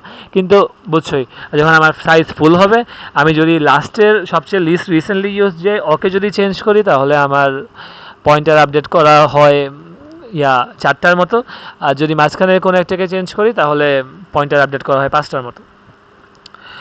তো এটা হচ্ছে আমার স্ট্যাকের ইমপ্লিমেন্টেশন। আসলে তো এখন পারবা, তো এটা অনেক অপটিমাল। তারপরে লিস্ট রিসেন্টলি ইউজড স্ট্যাকের ইমপ্লিমেন্টেশন দেখাইছে, সমস্যা নাই। এখন অ্যাকচুয়ালি আমরা এই লিস্ট রিসেন্টলি ইউজটা ইউজ করতে পারি না, আমরা আসলে ডেটামিনিস্টিক কিছু ইউজ করতে পারি না। আমরা জাস্ট একটা অ্যাপ্রক্সিমেশন নন ডেটামিনিস্টিক অ্যালগোরিদম ইউজ করতে পারি, যেটা দিয়ে আমরা জাস্ট একটা পাবো, কী বলে, অ্যাপ্রক্সিমেট করতে পারবো যে এই পেজটা মেবি রিপ্লেস করলে বেনিফিশিয়াল হইতে পারে। কিন্তু আমরা এরকম শিওর হয়ে যে মেনটেন করা যে লিস্ট রিসেন্টলি ইউজডকে স্ট্যাক দিয়ে বলো দিয়ে বলো, এগুলো থিওরিটিক্যালি ঠিক আছে, কিন্তু হার্ডওয়্যার লেভেলে তো ইমপ্লিমেন্ট করা লাগে এগুলো, তো ফিজিবল না। তো এটার জন্য আসছে অ্যাপ্রক্সিমেশন অ্যালগোরিদম। অ্যাপ্রক্সিমেশন অ্যালগোরিদমের জন্য আসছে আমার রেফারেন্স বিট। রেফারেন্স বিটটা হচ্ছে ইনিশিয়ালি সবার জন্য 0, আর যখন ওই পেজটাকে আমার কেউ রেফারেন্স করবে তখন ওই বিটটাকে 1 করে দেওয়া হবে। রেফারেন্স করবে বলতে এই পেজটা আমার লাগতেছে, সহজ কথায় 1 আসছে, 2 আসছে, 3 আসছে, এরপর আবারও 1 আসছে, তো ওই তো 1 আসছে মানে 1-এর জন্য 1 করে দাও, অ্যান্ড সো অন। তাহলে রেফারেন্স বিটটা 1 করা হবে। আর তাহলে আমি রিপ্লেস করব কাকে? যার রেফারেন্স বিট 0, তার মানে ওকে রেফারেন্স করা হয় নাই, তো ওকে রিপ্লেস করে দাও। তো এই বাইনারি মাইন্ডসেটের একটি সমস্যা আছে। সমস্যা হচ্ছে দিন শেষে যদি আমার সবাই রেফারেন্স হয়ে যায়, তাহলে তো সবাই 1 হয়ে যাবে, তখন আমি রিপ্লেস করবো কাকে? তো এই জন্য কেউ যখন 1 হবে, মানে রেফারেন্স বিট যখন 1 হবে, আমি তাকে 1-এ থাকতে দিতে পারবো না, কারণ ওকে যদি আমি 1-এ রেখে দিই, তাহলে ওই পরে গিয়ে তো ওই বসেই থাকবে, ওই আর রিপ্লেস হবে না। তো এই জন্য আসছে সেকেন্ড চান্স। সেকেন্ড চান্সের বিষয়টা হলো আমি আগে রেফারেন্স বিটটা চেক দিলাম, যে রেফারেন্স বিট পাইলাম 1। রেফারেন্স বিট 1 মানে ওর রিসেন্টলি ওকে কেউ রেফারেন্স করছে, ঠিক আছে। যেহেতু রেফারেন্স করছে, ওকে আমি রিপ্লেস করবো না, আমি রিপ্লেস করবো 0 পাইলে। তো 1 পাইছে, এই জন্য আমি রিপ্লেস করলাম না, কিন্তু আমি ওর রেফারেন্স বিটটাকে 0 করে দিলাম। রিপ্লেস করতেছি না, আমি জাস্ট ওর রেফারেন্স বিটটাকে 0 করে দিলাম। আমি আমার এই পেজ টেবিলটার মধ্যে আমি সাইক্লিক অর্ডারে জাস্ট ঘুরতেছি যে আমার কে বর্তমানে রেফারেন্স অবস্থায় নাই, যে 0 ওরেই বানিয়ে দাও, মানে ওরেই রিপ্লেস করে দাও। তো ধরো সবাই 1 আছে, সবাই রেফারেন্স করা হয়েছে, ধরো, মানে এই সিচুয়েশন আসলে আসবে না, কারণ অ্যালগোরিদমটাকে আমরা ডিজাইন করা। কিন্তু ধরো ইনিশিয়ালি সবাই 1 আছে, এখন হয় আমার ঘোরা শুরু করছে। ঘোরা শুরু করতে গিয়ে তো ওই দেখলো যে আচ্ছা 1 আছে, তো যেহেতু 1 আছে তার মানে কি ওই রিসেন্টলি অ্যাক্সেস করা হয়েছে। তো এখন আমি ওর কাছে আবার ব্যাক আসবো কোন সময়? আমি ওর কাছে মাত্রই, এটা যদি ফুল ক্লিয়ার করি, ধরো আমার এরকম অনেকগুলো আছে, 1টা 2টা 3টা 4টাই ধরলাম। তো ওই রিসেন্টলি প্রথমত 1 আছে, এখন আমি তো জাস্ট ঘুরতেছি নিচে গিয়ে আবার উপরে আসবো। তো আমি ওর কাছে আবার আসবো কখন? এই ফুল টেবিলটা ইটারেশন শেষ হলে আবার আসবো, মানে ওই আমার পেজ টেবিলের সাইজ তত সংখ্যক ইটারেশনের পর আবার ব্যাক আসবো। তো যেহেতু আমি ধরে রাখছি যে আমার এই যতটা সাইজ আমার পেজ টেবিলের, ওই সাইজটাই হচ্ছে আমি আমার রিসেন্টলি ইউজ নাকি ইউজ না, এটা ক্রাইটেরিয়া হিসেবে ইউজ করব। যদি তার থেকে কম হয়, মানে যদি এর মধ্যে যদি কেউ 0 পাই, তাহলে তো ওকে রিপ্লেস করে দিলাম। কিন্তু যদি কেউ 1 থাকে, ওকে আমি সবসময় 1 থাকতে দিব না। ও 1 আছে, আমি ওরে রিপ্লেস করি নাই, কিন্তু ওকে আমি 0 বানিয়ে দিছি। 0 বানিয়ে দিছি মানে এখন যদি আমি এই ফুল সাইকেলটা অতিক্রম করার পর আবারও আসার পর ওকে 0ই পাই, এটা কি মিন করতেছে? আমার মাঝখানে পেজ টেবিলের সাইজের সমান সংখ্যক মেমোরি রেফারেন্স হয়েছে। ধরো এখানে পেজ টেবিলের সাইজ 4, তাহলে মাঝখানে 4টা মেমোরি রেফারেন্স হয়েছে, কিন্তু কেউই ওকে ইউজ করে নাই, কারণ ওকে যদি মাঝখানে কেউ ইউজ করতো, তাহলে তো ওর বিটটা 1 হয়ে যেত। তো যেহেতু কেউই ইউজ করে নাই, তাহলে আমি থ্রেশহোল্ড সেট করছি যে আমার এই পেজ টেবিলের সাইজ ততগুলো মেমোরি রেফারেন্সের মধ্যে কি যদি কেউ অ্যাক্সেস হয়ে থাকে, তাহলে শিওর ওকে আমি থাকতে দিলাম। ও রিসেন্টলি ইউজ হচ্ছে, তাহলে ওকে রিপ্লেস করলাম না। কিন্তু যদি আমার এই পেজ টেবিলের সাইজের সমান ও অ্যাক্সেস মানে না হয়, অ্যাক্সেস করে নেই ওকে কেউ, তাহলে তো ওকে আমার রেখা লাভ নেই। তো দিন শেষে আমি ওকে একবার চান্স দিচ্ছি, সেকেন্ড চান্স দিচ্ছি, যে ওরে আমি 1 পাইছি, তার মানে আচ্ছা ঠিক আছে, তুমি বর্তমানে ইউজফুল আছো, কিন্তু দেখি তুমি ফিউচারে ইউজফুল হও কি না। ওকে আমি 0 বানিয়ে দিয়ে আপাতত ফেরাই রাখবো, যে দেখি তুমি ফিউচারে ইউজফুল হও কি না। তো যদি আমি ফুল পেজ টেবিলটা ঘুরে এসে আবারও আসার পর দেখি হয় এখনও 0ই আছে, তাহলে তো এখন আমার আর কিছু করার নেই, ওরে দরকার নেই, ওকে রিপ্লেস করে দাও। তো এই জিনিসটাই এখানের মধ্যে ফুল ছবি আকারে দেখানো হয়েছে, এটা আর এক্সট্রা করে বলা কিছু নেই। কাউন্টিং অ্যালগোরিদমের মধ্যে লিস্ট ফ্রিকোয়েন্টলি ইউজড আছে আর মোস্ট ফ্রিকোয়েন্টলি ইউজড আছে। লিস্ট ফ্রিকোয়েন্টলি ইউজড হচ্ছে আমার যে টেবলটা যে পেজটা সবচেয়ে কম বার ইউজ করা হয়েছে তাকে রিপ্লেস করো। কিন্তু আবার মোস্ট ফ্রিকোয়েন্টলি ইউজড অ্যালগোরিদম তাইলে কেন আছে, এটা একটা আর্গুমেন্ট দিচ্ছে যে হইতে পারে ওই পেজটা মাত্রই মেমোরিতে আসছে, এজন্য ওর কাউন্ট কম। হইতে পারে এমনও তো হইতে পারে যে আমার একটা পেজ শুরুতে অনেকবার অ্যাক্সেস হয়েছে, তো ওর কাউন্ট অনেক বেড়ে গেছে, কিন্তু এরপর থেকে ওর অ্যাক্সেস হচ্ছেই না, তা কিন্তু শুধু শুধু ওর কাউন্ট বেশি বলে ওই ওখানে পড়েই আছে, ওরা কেউ রিপ্লেস করতেছে না। তো এই প্রবলেমটা অ্যাভয়েড করার জন্য মোস্ট ফ্রিকোয়েন্টলি ইউজড অ্যালগোরিদম বলতেছে যে যদি আমার একটা মানে যদি কাউন্ট কম হয় তার মানে ও রিসেন্টলি আমার মেমোরিতে আসছে, তো রিসেন্টলি মেমোরিতে আসছে বলেই ওর কাউন্টটা কম। তো এই জন্য আমার ওকে আমি আপাতত থাকতে দিব, এখনও ইউজ করা হয় নাই। তো যে পুরান অলরেডি ইউজ করো। Page with the smallest count was probably just brought into it and has yet to be used. Okay. তো এরপর অ্যালোকেশন অফ ফ্রেম। এখন ফ্রেম অ্যালোকেশনটা জাস্ট দুইটা আইবিএম এক্সাম্পল দিয়ে দেখাইছে। Each process needs minimum number of pages. এটা দিয়ে বোঝাচ্ছে যে আমার প্রত্যেকটা প্রসেস ওর যে প্রসেসটা এক্সিকিউট করতেছে ওইটার জন্য একটা মিনিমাম নাম্বার অফ পেজেস ওর থাকা লাগবে। ওই মিনিমাম নাম্বার অফ পেজ ছাড়া ও ওই কাজটা এক্সিকিউট করতে পারবে না। সহজ কথায় যদি বলি বড় প্রোগ্রামের ক্ষেত্রে লুপের পোর্শনটুকু একটা প্রোগ্রাম এক্সিকিউট হচ্ছে, তো ইনস্ট্রাকশন বাই ইনস্ট্রাকশন সিকোয়েন্সিয়ালি যাচ্ছে, ঠিক আছে, প্রত্যেকটার জন্য ওর একটা করে পেজ লাগতেছে। কিন্তু যখন ও একটা লুপে ঢুকবে তখন কিন্তু ওই লুপের লোকাল ভ্যারিয়েবল সহ সব কিছু মিলে ওই পুরো লুপের ব্লকটুকু এখন আমার লাগতেছে, লুপের বাইরে কি আছে ওগুলো এখন আমার লাগতেছে না। তো ওই লুপের পার্টের জন্য যেসব পেজগুলো আছে ওগুলো যদি আমার মেমোরিতে না থাকে তাহলে তো কিছু করতে পারবে না, কাজ করতে পারবে না। তো একটা মিনিমাম নাম্বার অফ পেজেস প্রত্যেকটা প্রসেসের লাগে। তো এটা আমরা অ্যালোকেট করবো কীভাবে? দুই রকমের অ্যালোকেশন স্কিম, একটা হচ্ছে ফিক্সড অ্যালোকেশন, একটা হচ্ছে প্রায়োরিটি অ্যালোকেশন। ফিক্সড অ্যালোকেশন হলো আমি ইকুয়ালি অ্যালোকেট করব, যে আমার 100টা ফ্রেম আছে আর আমার 5টা প্রসেস আছে, সবগুলো প্রসেসকে 20 করে দাও। এটার আরেকটা ভেরিয়েশন হতে পারে আমরা প্রপোর্শনালি অ্যালোকেট করব। দুই রকমের, একটা ইকুয়াল অ্যালোকেশন, একটা হচ্ছে প্রপোর্শনাল। প্রপোর্শনালটা হলো আমার প্রসেসের সাইজের উপর ডিপেন্ড করতেছে, যাচ্ছে আমার অনেকগুলো প্রসেস আছে ঠিক আছে, কিন্তু প্রসেসের সাইজ কেমন। তো সবগুলো প্রসেসের যোগফল হচ্ছে আমার তাহলে বড় হাতের এস দিয়ে প্রকাশ করছে, আর এম হচ্ছে আমার নাম্বার অফ ফ্রেম। তাহলে আমার যে প্রত্যেকটা প্রসেস ও ওভারঅল গ্র্যান্ড স্কিমে ওর কতটুকু পোর্শন জুড়ে আছে, বড় প্রসেসের জন্য অবশ্যই তার ফ্রেম বেশি লাগতে পারে। এটা ধরে যেসব প্রসেস বড় তাকে আমরা বেশি করে ফ্রেম দিব, যেসব প্রসেস ছোট সে কম ফ্রেম পাবে। যেমন এখানে একটা এক্সাম্পল দিল যে আমার একটা 10 সাইজের প্রসেস আর একটা 127 সাইজের প্রসেস, তাহলে 10/127 যোগফল ইন্টু 64 হচ্ছে আমার নাম্বার অফ পেজেস। তাহলে আমি যে 10 সাইজের প্রসেস আছে তাকে মাত্র 5টা ফ্রেম দিলাম, কিন্তু যে 127 সাইজের পেজ তাকে আমি 59টা ফ্রেম দিলাম। এখন প্রায়োরিটি অ্যালোকেশন আছে। প্রায়োরিটি অ্যালোকেশন হচ্ছে use a proportional allocation scheme, proportionally use করব কিন্তু প্রায়োরিটির উপর ইউজ করবো। সাইজ এখানে হচ্ছে এটা প্রপোর্শনাল অ্যালোকেশনও এক টাইপের প্রায়োরিটি অ্যালোকেশন, কারণ দিন শেষে আমরা যে সাইজ বড় তাকে প্রায়োরিটি দিচ্ছি। কিন্তু প্রায়োরিটি অ্যালোকেশনের মধ্যে বলতেছে যে যদি আমার প্রসেসটা আমরা অন্যান্যভাবে প্রায়োরিটি ডিফাইন করে দিব, ওই প্রায়োরিটির উপর বেস করে আমরা প্রপোর্শনাল অ্যালোকেশন করব। তো একটা প্রসেস যদি একটা পেজ ফল জেনারেট করে তাহলে আমরা রিপ্লেস করতে হবে ওয়ান অফ ইটস ফ্রেম, অথবা রিপ্লেস করতে হবে আমার কোনো একটা লোয়ার প্রায়োরিটি প্রসেসের ফ্রেমকে। হয় আমি ওরটাকে রিপ্লেস করবো অথবা লোয়ার প্রায়োরিটি কাউকে যদি পাই তাকে রিপ্লেস করে দিব ফ্রেম রিপ্লেস করার ক্ষেত্রে। তো এখন অ্যালোকেশন দুই রকমের, গ্লোবাল আর লোকাল অ্যালোকেশন। তো process সিলেক্টস A replacement frame from the set of all frames, সবগুলো ফ্রেম যেখানে আছে ওখান থেকে একটাকে রিপ্লেস করবে। তো এখানে তাহলে একটা কম্পিটিশনের ব্যাপার চলে আসলো, একটা প্রসেস মানে বলতে গেলে সবগুলো প্রসেসই তো ওই ফ্রেমগুলোর জন্য কম্পিট করতেছে, তাহলে একটা প্রসেস চাইলে অন্য একটা প্রসেস থেকে ফ্রেম নিয়ে ফেলতে পারবে যদি তার প্রায়োরিটি বেশি হয়। আর লোকাল রিপ্লেসমেন্ট হচ্ছে সবগুলো প্রসেসের জন্য ওর নিজস্ব অ্যালোকেটেড কতগুলো ফ্রেম থাকে যে ও এগুলোর বাইরে ইউজ করতে পারবে না, তো ওখান থেকে যদি রিপ্লেস করে। দুই টাইপের আছে।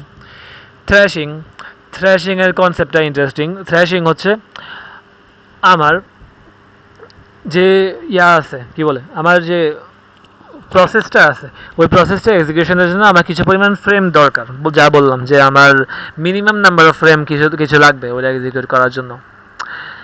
এখন ব্যাপারটা হচ্ছে এই মিনিমাম নাম্বার অফ ফ্রেম আমার ইয়াতে নাই, মেমোরি স্পেস এত ফাঁকা নাই। ফাঁকা নাই বলতে আমার মেমোরি স্পেসটাই কম। ধরো একটা লোকাল ওকে অ্যালোকেটেড ফ্রেম দিছিল যে ওর জন্য ও ম্যাক্সিমাম 5টাই ফ্রেম ইউজ করতে পারবে, কিন্তু তার মানে 5টা ফ্রেম ইউজ করতে পারবে, তাকে লোকালি অ্যালোকেট করে দেওয়া হয়েছে, কোনো গ্লোবালভাবে করা হচ্ছে না। কিন্তু ও যে কোড ব্লকটা বর্তমানে এক্সিকিউট করতেছে, ওটা ধরো একটা লুপ হইতে পারে, একটা কন্ডিশনাল স্টেটমেন্ট হতে পারে, যেমনি হোক তার জন্য 6টা পেজ লাগবে। 6টা পেজ ছাড়া ও কাজ করতে পারবেই না, সহজ কথায়। তো যদি কাজ করতে নাই পারে তাহলে ও কী করবে? পেজ আছে, একটা পেজ নাই, তাহলে এখন পেজ নাই, তাহলে ও রিপ্লেস করবে। পেজ রিপ্লেস করে আনার পর দেখলো যে আবার আরেকটা পেজ নাই, কারণ দিন শেষে 6টা পেজ একসাথে থাকার তো কোনো ওয়েই নাই, কারণ আমার ওর জন্য আমি ফিক্স রাখছি 5টা। তাহলে ও যদি একটা প্রসেস এক্সিকিউট করতে 6টা ফ্রেম লাগে, তাহলে আমি তাকে দিতে পারবো না। কিন্তু এটা তো আর ওএস জানে না। ওএস তো মনে করতেছে যে আমার মানে পেজ ফল্ট হচ্ছে, তো পেজ ফল্ট যেহেতু হচ্ছে তাহলে আমাকে লোড করতে হবে ওই ডিজায়ার্ড পেজটা থেকে, হার্ড ডিস্ক থেকে, তো ও লোড করবে। কিন্তু লোড যতই বার করুক লাভ তো নাই, দিন শেষে তো ও প্রসেসটা এক্সিকিউশনে যেতেই পারতেছে না। তার মানে কী হবে? এই কাজটা কিন্তু আমার প্রসেসর হ্যান্ডেল করতেছে না, এই কাজ হ্যান্ডেল করতেছে ওএস। তাহলে আমার প্রসেসরের ইউটিলাইজেশন অনেক কমে গেল, প্রসেসরের ইউটিলাইজেশন যাচ্ছে গা 0-তে। ওইদিকে আমার র্যাম আর আমার হার্ড ডিস্কের ইউটিলাইজেশন বাড়তেছে, যেহেতু বারবার আমার পেজ ইন পেজ আউট হচ্ছে, শপিং হচ্ছে, কিন্তু প্রসেসর আইডাল অবস্থায় আছে, কারণ ও কোনো কাজ করতেছে না, কোনো কিছু এক্সিকিউট করতে পারতেছে না, কারণ এনাফ পরিমাণ ফ্রেম ওর কাছে নাই। এখন আবার ওএসে দেখলো যে আচ্ছা আমার সিপিইউ তো আইডাল অবস্থায় আছে। ওএস তো জানে না ওদিকে যে মেমোরি আর হার্ড ডিস্ক আর র্যামের অবস্থা খারাপ, সিপিইউ ঘুমাইতেছে। ওএস জানে এটা যে সিপিইউতে কোনো কাজ করতেছে না, তো ওএস মনে করবে যে আচ্ছা তো ভালো, আমার সিপিইউ তো আইডাল অবস্থায় আছে, তাহলে আমি এক কাজ করি, আমার মাল্টি প্রোগ্রামিংটা বাড়াইয়া দিই, যে আপাতত একটা প্রোগ্রাম এক্সিকিউট করতেছে, কিন্তু সিপিইউ তো একটাই প্রোগ্রাম এক্সিকিউট করতে আর কোনো সমস্যাই হচ্ছে না, সিপিইউ তো আইডল। তার মানে আমি ওকে আরও চাইলে অনেকগুলো প্রসেস দিতে পারি। তাহলে অপারেটিং সিস্টেম কী করবে? আরও অনেকগুলো প্রসেস অ্যালোকেট করা শুরু করে দিবে, যে হ্যাঁ তুমিও কাজ করো। এখন বাকিরা কাজ করতে গেলে ওরা এই সমস্যাটাকে আরও বাড়াই দেবে, যে এখন আমার বাকি প্রসেসের জন্য ফ্রেম আরও বেশি লাগবে, কিন্তু ফ্রেম আমার ফিজিক্যাল মেমোরিতে যেগুলো আছে সেটাই দিতে পারতেছে না, আর নতুন প্রসেস এসে বলতেছে আমারও ফ্রেম লাগবে। তো দিন শেষে কী হচ্ছে?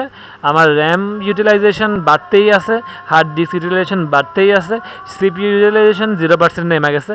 এমন করতে করতে যখন আমার র্যামের ইউটিলাইজেশন 100% যাবে, আমার ফুল সিস্টেম করবে ক্র্যাশ। এই সিচুয়েশনটাকেই বলা হয় থ্র্যাশিং। আমার প্রসেসটা কাজ না কইরা, নিজের কাজ নিজে না কইরা, ওই জাস্ট কী বলে পেজ ইন আউট করতে করতেই বিজি।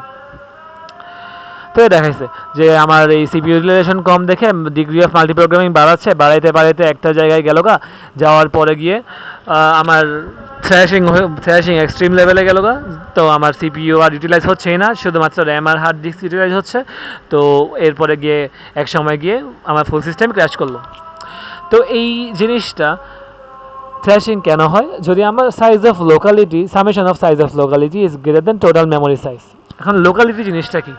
লোকালিটি হচ্ছে আমার প্রত্যেকটা প্রসেসের জন্য ও যে কাজটুকু করতেছে, বর্তমানে এক্সিকিউশনে যে কাজটুকু করতেছে, ওই কাজটা করার জন্য ওর যেসব ডাটা দরকার হয়, লোকাল ভেরিয়েবল হয়, একটা লুপের ক্ষেত্রে লোকাল ভেরিয়েবল হতে পারে, একটা ফাংশনের ক্ষেত্রে লোকাল ভেরিয়েবল বলো, পয়েন্টার্স বলো, যেগুলো অ্যালোকেট করা হয়েছে, অ্যারে, হ্যান ত্যান এইসব। তো লোকালিটি হচ্ছে ওর যে পরিমাণ কোডও এক্সিকিউট করতেছে তার সাথে ওই কোডের সাথে রিলেটেড যে ভেরিয়েবলস অ্যান্ড এভরিথিং। এখন ওইটা হচ্ছে ওই প্রোগ্রামের জন্য লোকালিটি। তো এখন আমার অনেকগুলো প্রসেস যদি অ্যাড করা হয়, সবগুলো প্রসেসের জন্য নিজস্ব লোকালিটি আছে। তো লোকালিটি দিয়ে কী বোঝাচ্ছে? ওই পরিমাণ মেমোরি স্পেস ছাড়া, মানে ওই পরিমাণ ফ্রেম যদি আমার ফিজিক্যাল মেমোরিতে না থাকে, তাহলে ও কিন্তু কোনো কাজ করতেই পারবে না, সিপিইউ কোনো ইউটিলাইজেশন হবেই না, কারণ ও কাজ করতে পারতেছে না, ওর অ্যাটলিস্ট ওর লোকালিটি পরিমাণ জায়গা লাগবেই। তাহলে এখন আমার যদি সামেশন অফ অল লোকালিটি, সবগুলো লোকালিটির সামেশন যদি আমার টোটাল মেমোরি সাইজের থেকে বেশি হয়ে যায়, তার মানে কি হবে? তাহলে আমার মেমোরিতে যতগুলো প্রসেস এক্সিকিউট হচ্ছে, আমি সবগুলো প্রসেস এক্সিকিউট করাইতে পারবো না, কারণ দিন শেষে আমার এনাফ ফ্রেম নাই। আমি যতগুলা ফ্রেম আমার লাগবে টোটাল মেমোরিতে, আমার ততগুলা ফ্রেম দেওয়ার জায়গা নেই। তার মানে থ্র্যাশিং হবে। থ্র্যাশিং হওয়া তো বুঝছোই, যে এখন জাস্ট ওএস মনে করবে যে আচ্ছা সোয়াপ ইন সোয়াপ আউট করো, আর ওইদিকে সিপিইউ ইউটিলাইজেশন কমবে, এখন ওএস মাল্টিপ্রোগ্রামিং বাড়িয়ে দিয়ে পুরো সিস্টেমের অবস্থা খারাপ করে দেবে। এখন তাহলে এখন এই লোকালিটি মডেলটা যা বুঝলাম, যে আমার process মাইগ্রেটস from one locality to another, একটা লুপ শেষ করে ও এখন লুপের কাজ শেষ, ও এখন আবার নর্মাল সিকোয়েন্সিয়াল এক্সিকিউশনে গেল, তো লোকালিটি চেঞ্জ হয়ে গেল। এখন লুপের মধ্যে যে ভেরিয়েবলগুলো ছিল এখন তার লাগতেছে না। এরপর একটা ফাংশন কল হলো, তাহলে এখন মেইন প্রোগ্রামে যেসব অবস্থায় ছিল ওগুলো তেমন লাগতেছে না, ফাংশনের মধ্যে ফাংশন ব্লকের মধ্যে যেসব ভেরিয়েবলগুলো আছে এগুলো নিয়ে কাজ করতেছে, তো লোকালিটি আবার চেঞ্জ হলো। তো লোকালিটি একটা প্রসেস লোকালিটি চেঞ্জ করতে পারে, যে সময় যে কাজ করতেছে ওটার উপর ডিপেন্ড করে লোকালিটি চেঞ্জ হতে পারে। আর লোকালিটিস মে ওভারল্যাপ, যেটা আমরা আগেই বলছি শেয়ার্ড পেজিংয়ের ক্ষেত্রে, যে দিন শেষে এমন কিছু একটা কোড পোর্শন যেটা আমার দুইটার জন্যই লাগতেছে, তাহলে ওই ক্ষেত্রে আমার ওভারল্যাপ হইতেই পারে। তো এখন ডিমান্ড পেজিং তাহলে এই জিনিসটা করতেছে কি, হ্যাঁ একটা ছবি দিচ্ছে, লাগতেছে না। এখন ওয়ার্কিং সেট মডেল আমার এই ট্র্যাশিংটাকে সলভ করার জন্য দুইটা মেথড আছে মেইনলি। প্রথমটা হচ্ছে ওয়ার্কিং সেট মডেল। তো ওয়ার্কিং সেট মডেলটা হচ্ছে একটা ওয়ার্কিং সেট উইন্ডো ডিফাইন করে দেওয়া হয়, যে আমার এটা দিয়ে ম্যাথ আসার চান্স বহুত বেশি। যদি এই 10 মার্কের সিটি অথবা যাই হোক টার্মেও হোক কিছু দেয়, তাহলে এটা থেকেই দিবে। তো ওয়ার্কিং সেট উইন্ডো একটা ফিক্স করে দেওয়া হয়, যে fix number of page reference. তার মানে ধরো 10,000টা ইনস্ট্রাকশন, মানে এটা এই ওয়ার্কিং সেট মডেলটা হচ্ছে একটা নির্দিষ্ট পরিমাণ ইয়াতে কি বলে একটা উইন্ডো ও জাস্ট লুক আপ করতেছে, যে আমার এই উইন্ডোর মধ্যে কিছু হয়েছে কিনা, পেজের অ্যাক্সেস। তাহলে WSSI working set of process pi, একটা প্রসেসের জন্য একটা ওয়ার্কিং সেট আছে। Total number of pages referenced in the most recent delta. এখন আমার ওই যে ডেল্টা হচ্ছে আমার এক নাম্বার অফ ইনস্ট্রাকশন, এখন ওই নাম্বার অফ ইনস্ট্রাকশন যতগুলো আছে ওখানের মধ্যে আমার কতগুলা কি বলে পেজ অ্যাক্সেস করা হয়েছে।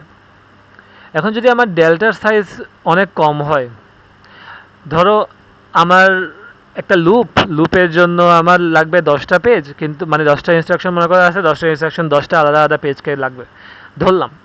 আর আমার যে ওয়ার্কিং সেট উইন্ডো তাকে আমি সাইজ দিলাম 5, তো 5 দিয়ে তো আসলে লাভ নেই, কারণ ও ফুল লোকালিটিটাকে ক্যাপচার করতে পারতেছে না।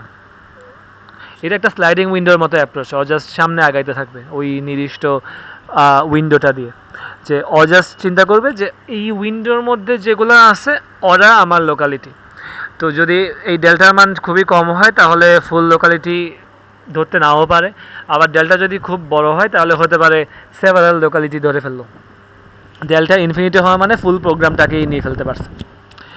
তাহলে আমার টোটাল ফ্রেম কতগুলো ডিমান্ড করা হচ্ছে, সবগুলা প্রসেসের জন্য আমার এই ওয়ার্কিং সেটের যোগফল। ওয়ার্কিং সেট আমার বেস্ট কেস সিনারিওতে কি, একটা প্রসেসের জন্য বেস্ট কেস সিনারিও হচ্ছে বর্তমানে যে লোকালিটি নিয়ে কাজ করতেছে এক্স্যাক্টলি ওই লোকালিটিটাই, কিন্তু এটা তো আর ফিক্স না, দিন শেষে আমরা তো আগে থেকে জানি না, মানে প্রসেসটা ডিটারমিনিস্টিক না।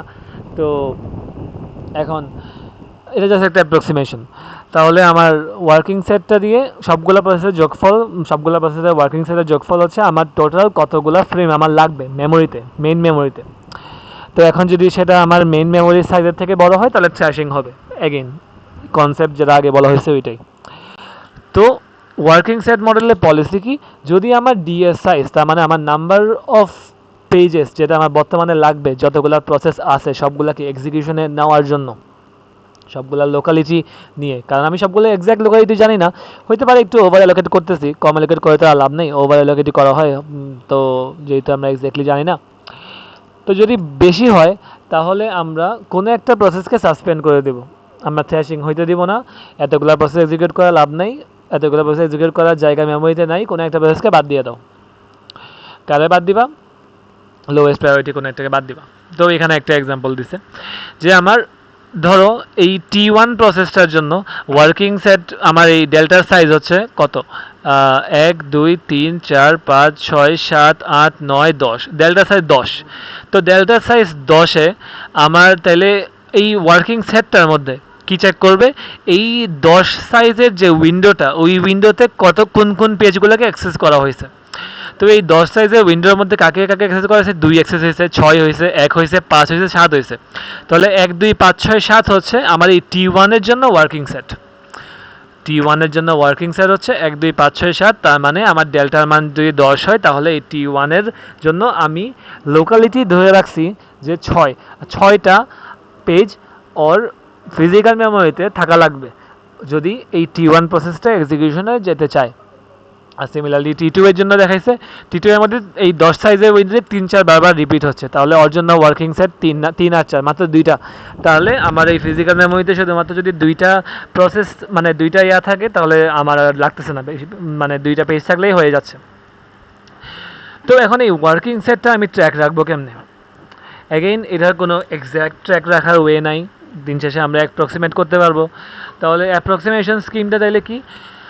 আমরা অ্যাপ্রক্সিমেট করব একটা ইন্টারভাল টাইমার আর একটা রেফারেন্স বিটের থ্রু। এখন ইন্টারভাল টাইমার আর রেফারেন্স বিটটা কি? প্রথমত ডেল্টা আমি ধরলাম ডেল্টা হচ্ছে আমার 10,000 ধরলাম। এখন আমার একটা টাইমার ইন্টারাপ্ট আছে যেটা প্রত্যেকটা 5,000 টাইম ইউনিট পর একটা ইন্টারাপ্ট দেয়। এখন 5,000 টাইম ইউনিট পর ইন্টারাপ্ট দেয়, তাহলে আমার এই 10,000কে যদি আমি 10,000টা ইনস্ট্রাকশন মানে 10,000টা টাইম ইউনিট ধরতে পারো, তাহলে আমার এই 10,000-এর উইন্ডোটা যদি 5,000 পর ইন্টারাপ্ট দেয়, তাহলে এই উইন্ডোটা 2 ভাগে ভাগ হয়ে গেল, 2টা ভাগে ভাগ হয়ে গেল। তাহলে 2টা বিট দিয়ে রিপ্রেজেন্ট করা হলো মেমোরিতে। প্রত্যেকটা পেজের জন্য এখন আমার 2টা করে বিট আছে। এটা খুবই ইম্পর্ট্যান্ট একটা জিনিস, এটা বুঝতে হবে। তো আমার 10,000টা ইনস্ট্রাকশন হচ্ছে আমার ডেল্টার মান। এখন আমি এক্সাক্ট করতে পারবো না, তো আমার অ্যাপ্রক্সিমেট করা লাগবে। আমি বললাম যে আমি 5,000 পর চেক দিব। তাহলে যদি 5,000 পর আমি চেক দিই, প্রত্যেকটা তাহলে এটা মান আছে 2। তার মানে আমার প্রত্যেকটা প্রসেসের জন্য, প্রত্যেকটা পেজের জন্য 2 বিট করে আমাকে রাখা লাগবে। 2 বিট করে আমার এখানে না, সরি, 2 বিট করে আমার রাখা লাগবে। ওকে, এখন এই 2 বিট দিয়ে কি বোঝাচ্ছে? আমার যখন একটা টাইমার ইন্টারাপ্ট হবে, তখন আমি সবার ভ্যালুকে 0 বানিয়ে দেব। whenever a timer interrupt, copy and set the value of all reference bit to 0. এটা হচ্ছে আমার সবগুলো রেফারেন্স বিট। 2টা রেফারেন্স বিট আছে, একটা টাইমার ইন্টারাপ্ট হয়েছে, তো আমি ওদেরকে 0 বানিয়ে দিলাম। if one of the bits in memory is 1, ওই পেজটা আমার ওয়ার্কিং ইয়াতে আছে। whenever a timer interrupts, copy and set the value of all reference bit to 0. যদি কোনো একটা বিট এখনো 1 থাকে, তাহলে পেজটা আমার ওয়ার্কিং সেটের মধ্যে আছে।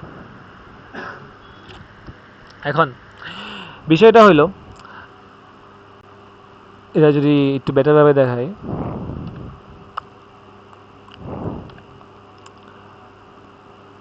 আচ্ছা, তো ও হচ্ছে আমার 10,000 একটা উইন্ডো আছে। এখন প্রত্যেকটা পেজের জন্য আমার 2টা করে বিট দেওয়া আছে আর কি। তো 2টা করে বিট যদি দেওয়া থাকে, এখন আমার তো ফিজিক্যাল মেমোরিতে যদি পেজ থাকে, তাহলে তার জন্য আমার এই রেফারেন্স বিট মানে কি, ওই পেজটাকে যদি রেফারেন্স করা হয়ে থাকে আর কি, তাহলে তার জন্য 1, আর যদি রেফারেন্স করা না হয় তাহলে তো 0। তো একটা টাইমার যদি ইন্টারাপ্ট হয় 5,000 সেকেন্ড পর, তো 5,000 সেকেন্ড পর ও সবাইকে 0 বানিয়ে দিল, মানে 5,000 টাইম স্টেপ পর। তো এখন এই 5,000 গেল। এখন পরবর্তী 5,000 আসার সময় যদি ও মাঝখানে রেফারেন্স করা হয়ে থাকে, কেউ যদি ওকে রেফারেন্স করে, তাহলে ওর বিট যে কোনো একটা 1 হয়ে যাবে। যে কোনো একটা দিয়ে কোনটা 1 হবে এটা ডিপেন্ড করেছে আমি কোন উইন্ডোতে আছি। মানে এটা হচ্ছে প্রথম 5,000-এর জন্য, এটা হচ্ছে আমার সেকেন্ড 5,000-এর জন্য। তাহলে যদি আমার এখানে এই পুরো উইন্ডোটাতে কোনো একটা বিটে 1 হয়, তার মানে সে রেফারেন্স করা হয়েছে। তো যদি রেফারেন্স করা হয়, তাহলে এই পেজটা আমার ওই ওয়ার্কিং সেটের মধ্যে আছে। এখন এটা কমপ্লিটলি অ্যাকুরেট নাও হইতে পারে। কেন?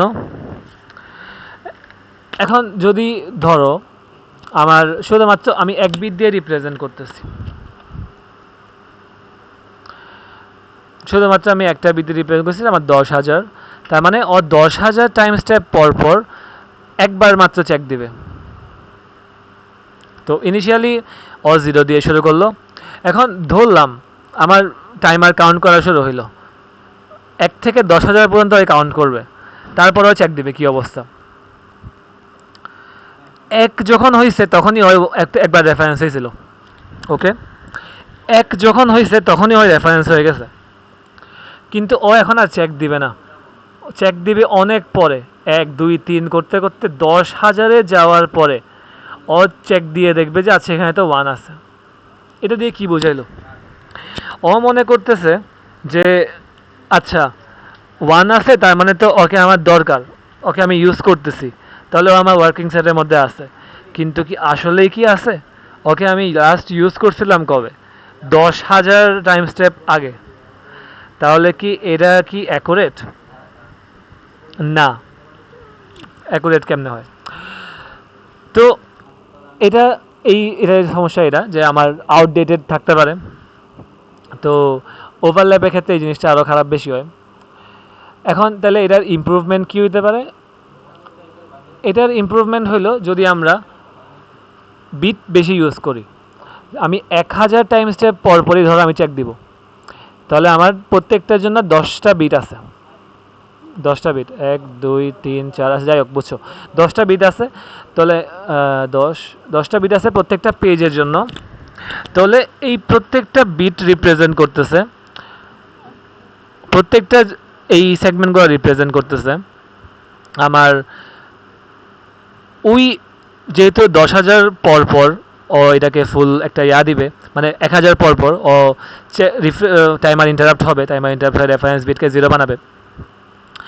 তাহলে 1,000 গেল, তো এখানে মনে করো কেউ রেফারেন্স হয় নাই, 1,000 থেকে 2,000-এর মধ্যে ধরো একবার রেফারেন্স এলো, 2,000 থেকে 3,000-এর মধ্যে হইলো না, অ্যান্ড সো অন, এমন করতে করতে চললো।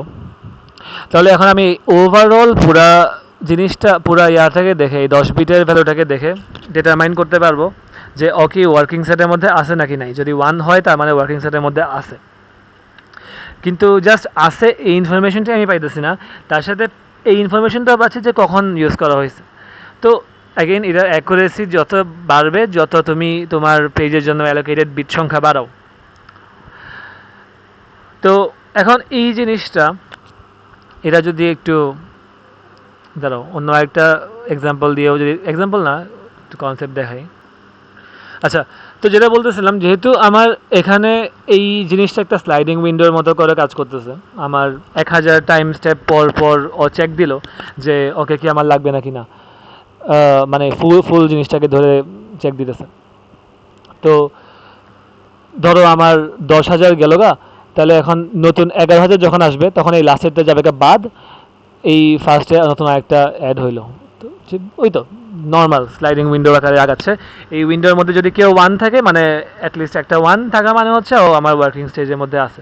তাহলে এখন আমি তো 1 বিট দিয়েও সেম কাজ করতেছিলাম, 10টা বিট দিয়েও তো সেম কাজ করতেছি, তাহলে এখানে মেইন ডিফারেন্সটা কই?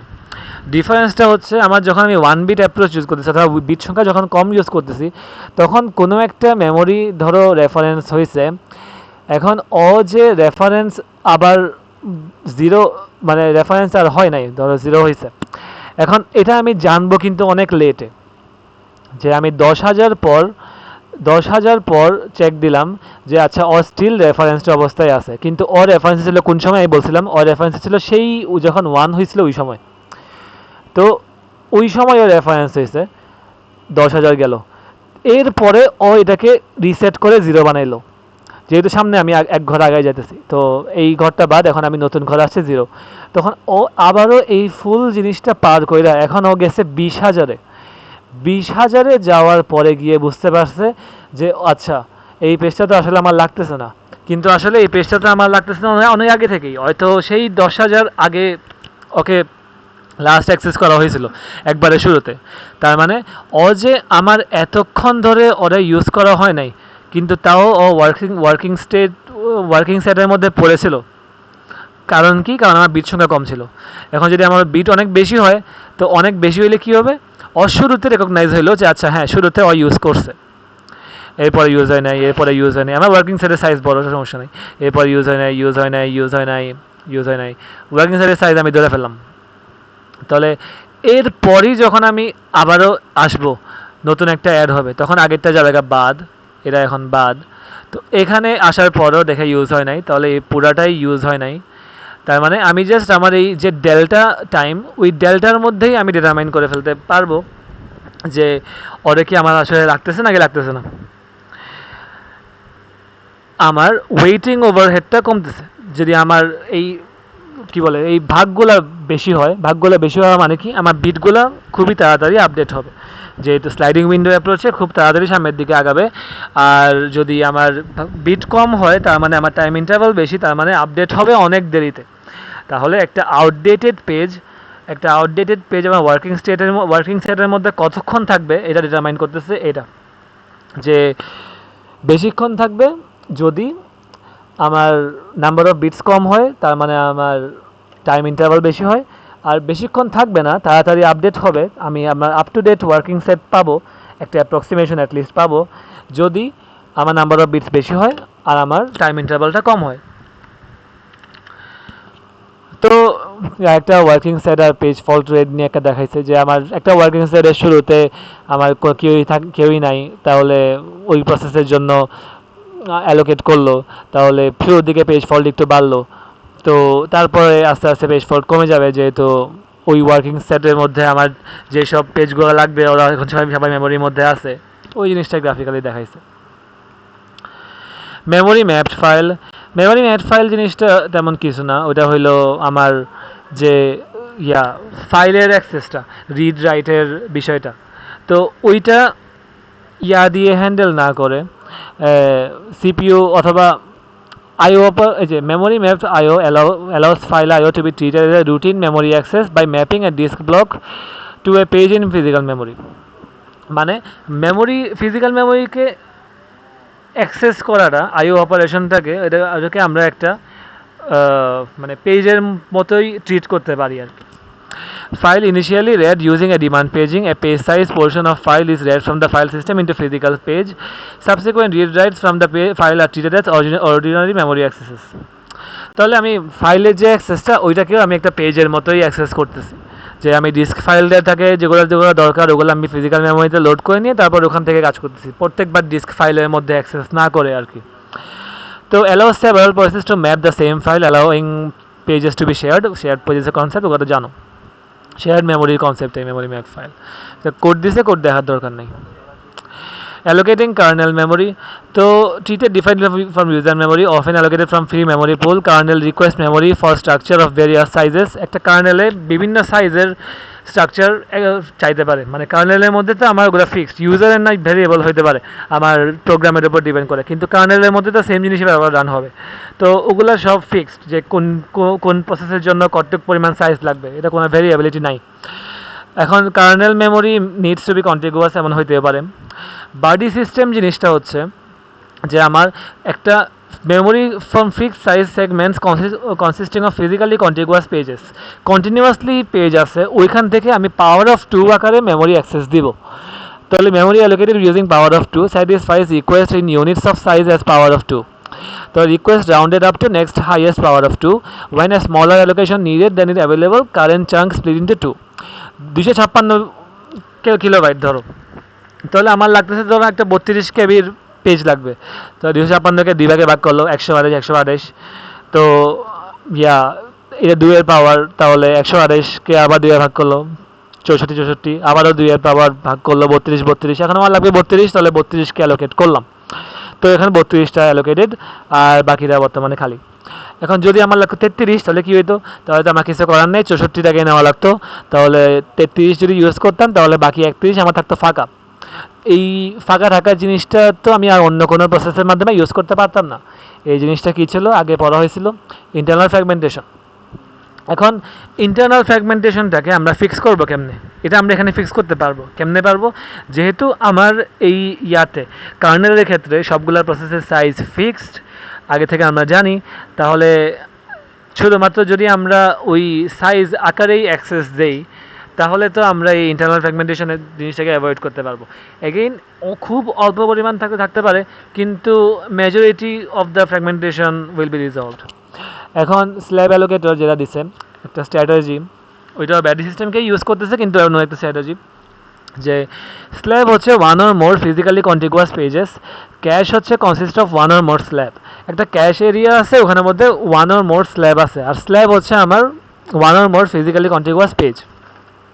এখন তাইলে each single cache for each unique kernel data structure, ক্যাশগুলো আমার প্রত্যেকটা আলাদা আলাদা ক্যাশ, প্রত্যেকটা কার্নেলের ডাটা স্ট্রাকচারের জন্য তাদের সাইজের উপর ডিপেন্ড করে আলাদা আলাদা ক্যাশ আছে।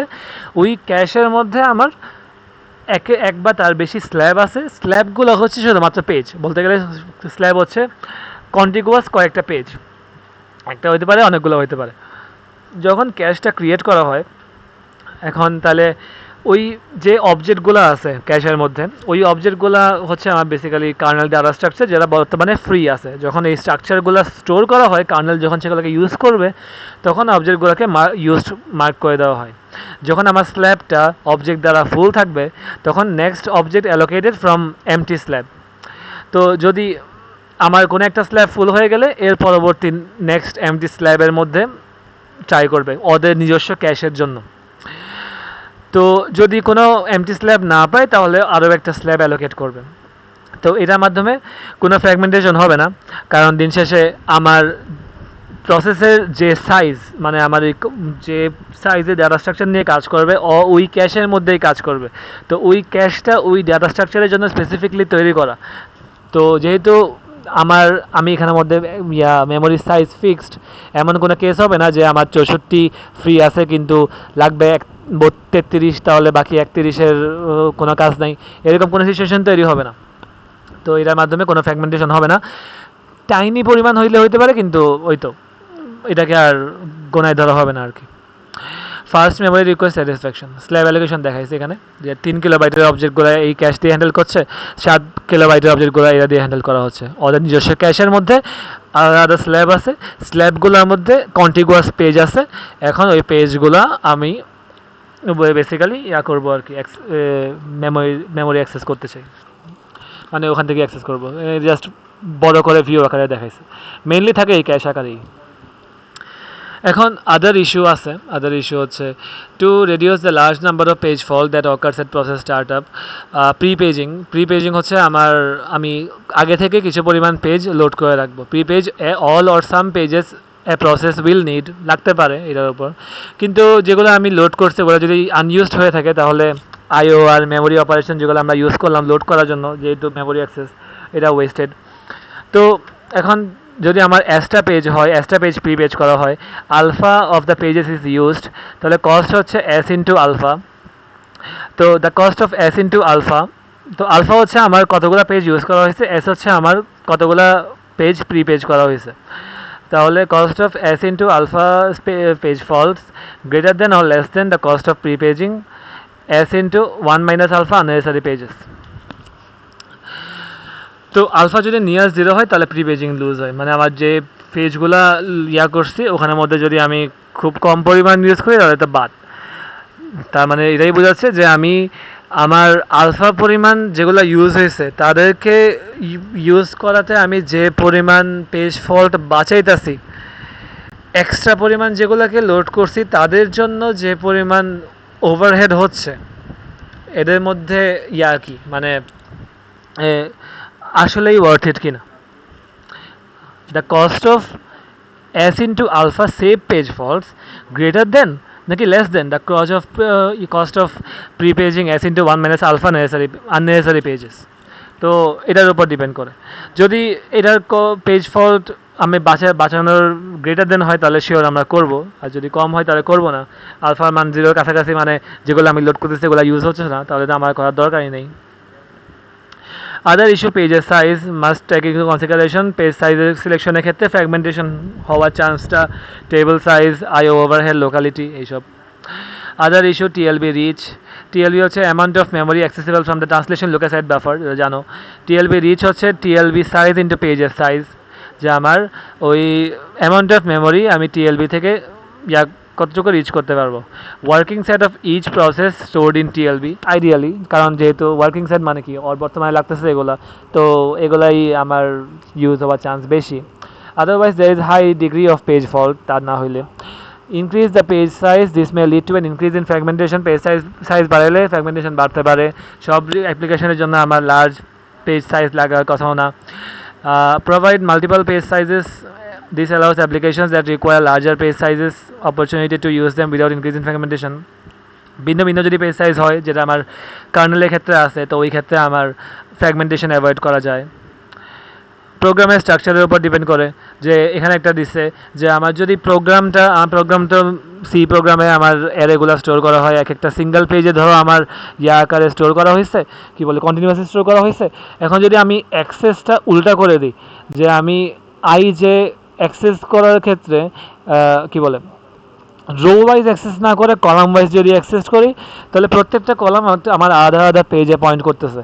তাহলে প্রত্যেকটা কলামের জন্য আধা পেজের জন্য আমার 128 মানে আমি বলতে গেলে একটা রো এর প্রথম এলিমেন্ট নিয়ে একটা রো সেকেন্ড কলামে না গিয়ে আমি সেকেন্ড রোতে গেলাম গা। নর্মালি আমি কী করি, মানে একটা ম্যাট্রিক্স অ্যাক্সেস করার সময় রো বাই রো অ্যাক্সেস করি না, আমার মেমোরিতে তো রো বাই রোই স্টোর করা থাকে এক একটা পেজে। তাহলে এখন যদি আমি একটা রো এর ফার্স্ট এলিমেন্ট নিয়ে এরপরের আরেকটা রো এর ফার্স্ট এলিমেন্টে চলে যাই, মাঝখানের ফার্স্ট রো এর সেকেন্ড এলিমেন্টটা বাদ দিয়ে আর কি, তাহলে আমি বলতে গেলে এই পুরো পেজটা স্কিপ করতেছি, ওই পুরো পেজটা মেমোরিতে ছিল, এখন এই পুরো পেজটা এখন বাদ, আমি যাচ্ছি নতুন পেজে। তাহলে এখন আমি প্রত্যেকবার এটাই করতে থাকবো, প্রত্যেকবার আমি নতুন রোতে যাব, তারপর শেষ পর্যন্ত শেষ হওয়ার পরে তারপর আমি আবার ব্যাক করে প্রথম রো এর সেকেন্ড এলিমেন্টে গেলাম। অ্যাগেন 128 তার মানে 16,384টা পেজ ফল্ট হচ্ছে। কিন্তু আমি যদি just row by row access করতাম, একটা রো ফুল অ্যাক্সেস করে সেকেন্ড রোতে যাচ্ছি এমন করে অ্যাক্সেস করতাম, তাহলে শুধুমাত্র আমার নাম্বার অফ রো এর সংখ্যক পেজ ফল্ট হইতো, তবে 128টা পেজ ফল্ট হচ্ছে। ম্যাথ দিতে পারে ছোটোখাটো। IO interclock, page must sometimes be locked into memory. তো pages that are used for copying from a device must be locked from selecting for eviction। যেসব পেজগুলো বর্তমানে ধরো IO অপারেশনের মধ্যে আছে, তাদেরকে তো আমি আর সোয়াপ আউট করতে পারবো না, ওরা কাজ চলতেছে, তো ওদেরকে কিছু করতে পারবো না। অপারেটিং সিস্টেমের এক্সাম্পলগুলো আর দেখার দরকার নেই, মেমোরি স্পেস যেগুলো হবে উইন্ডোজ XP সোলারিস ওগুলো দেখার দরকার নেই, এগুলো বাদ। তো এই তো সিলেবাস এগুলোই। তো এখান থেকে সবচেয়ে ইম্পর্টেন্ট তাইলে কি 10 মার্কের পরীক্ষার জন্য যদি প্রশ্ন পেঁচাতে চায়, তাইলে প্রথমত হচ্ছে আমার এই যে প্রোগ্রাম স্ট্রাকচারের জন্য পেজের ফল্ট এরিয়াটা, এটা থেকে একটা কনফিউজিং জিনিস দিতেই পারে। আর আরেকটা যেটা সবচেয়ে ইম্পর্টেন্ট, ওটা হইলো আমার নামটা তো ভুলে গেলাম, ওই থ্র্যাশিংয়ের মাধ্যমে ওয়ার্কিং সেট মডেলের যে ম্যাথগুলো, কোন ওয়ার্কিং সেট কোনটা আমার জন্য বেটার হবে যুক্তি দিয়া দেখাইতে, অথবা কোনো একটা কাহিনীর জন্য। আর শুরুর দিকে যেগুলো দেখাইছিল ওগুলো তো আছেই, ওগুলো দেওয়ার চান্স কম আসলে, মানে শুরুর দিকে যেসব রিপ্লেসমেন্ট অ্যালগরিদম এগুলো যেহেতু স্পট টেস্টও নিছে, chance com. Thrashing are working set মডেলের কনসেপ্টগুলো, তার সাথে বাডি সিস্টেম, সাথে স্ল্যাব অ্যালোকেশন, এগুলা থেকে পেছানোর স্কোপ আছে। তো এই তো সিলেবাস এটাই আপাতত।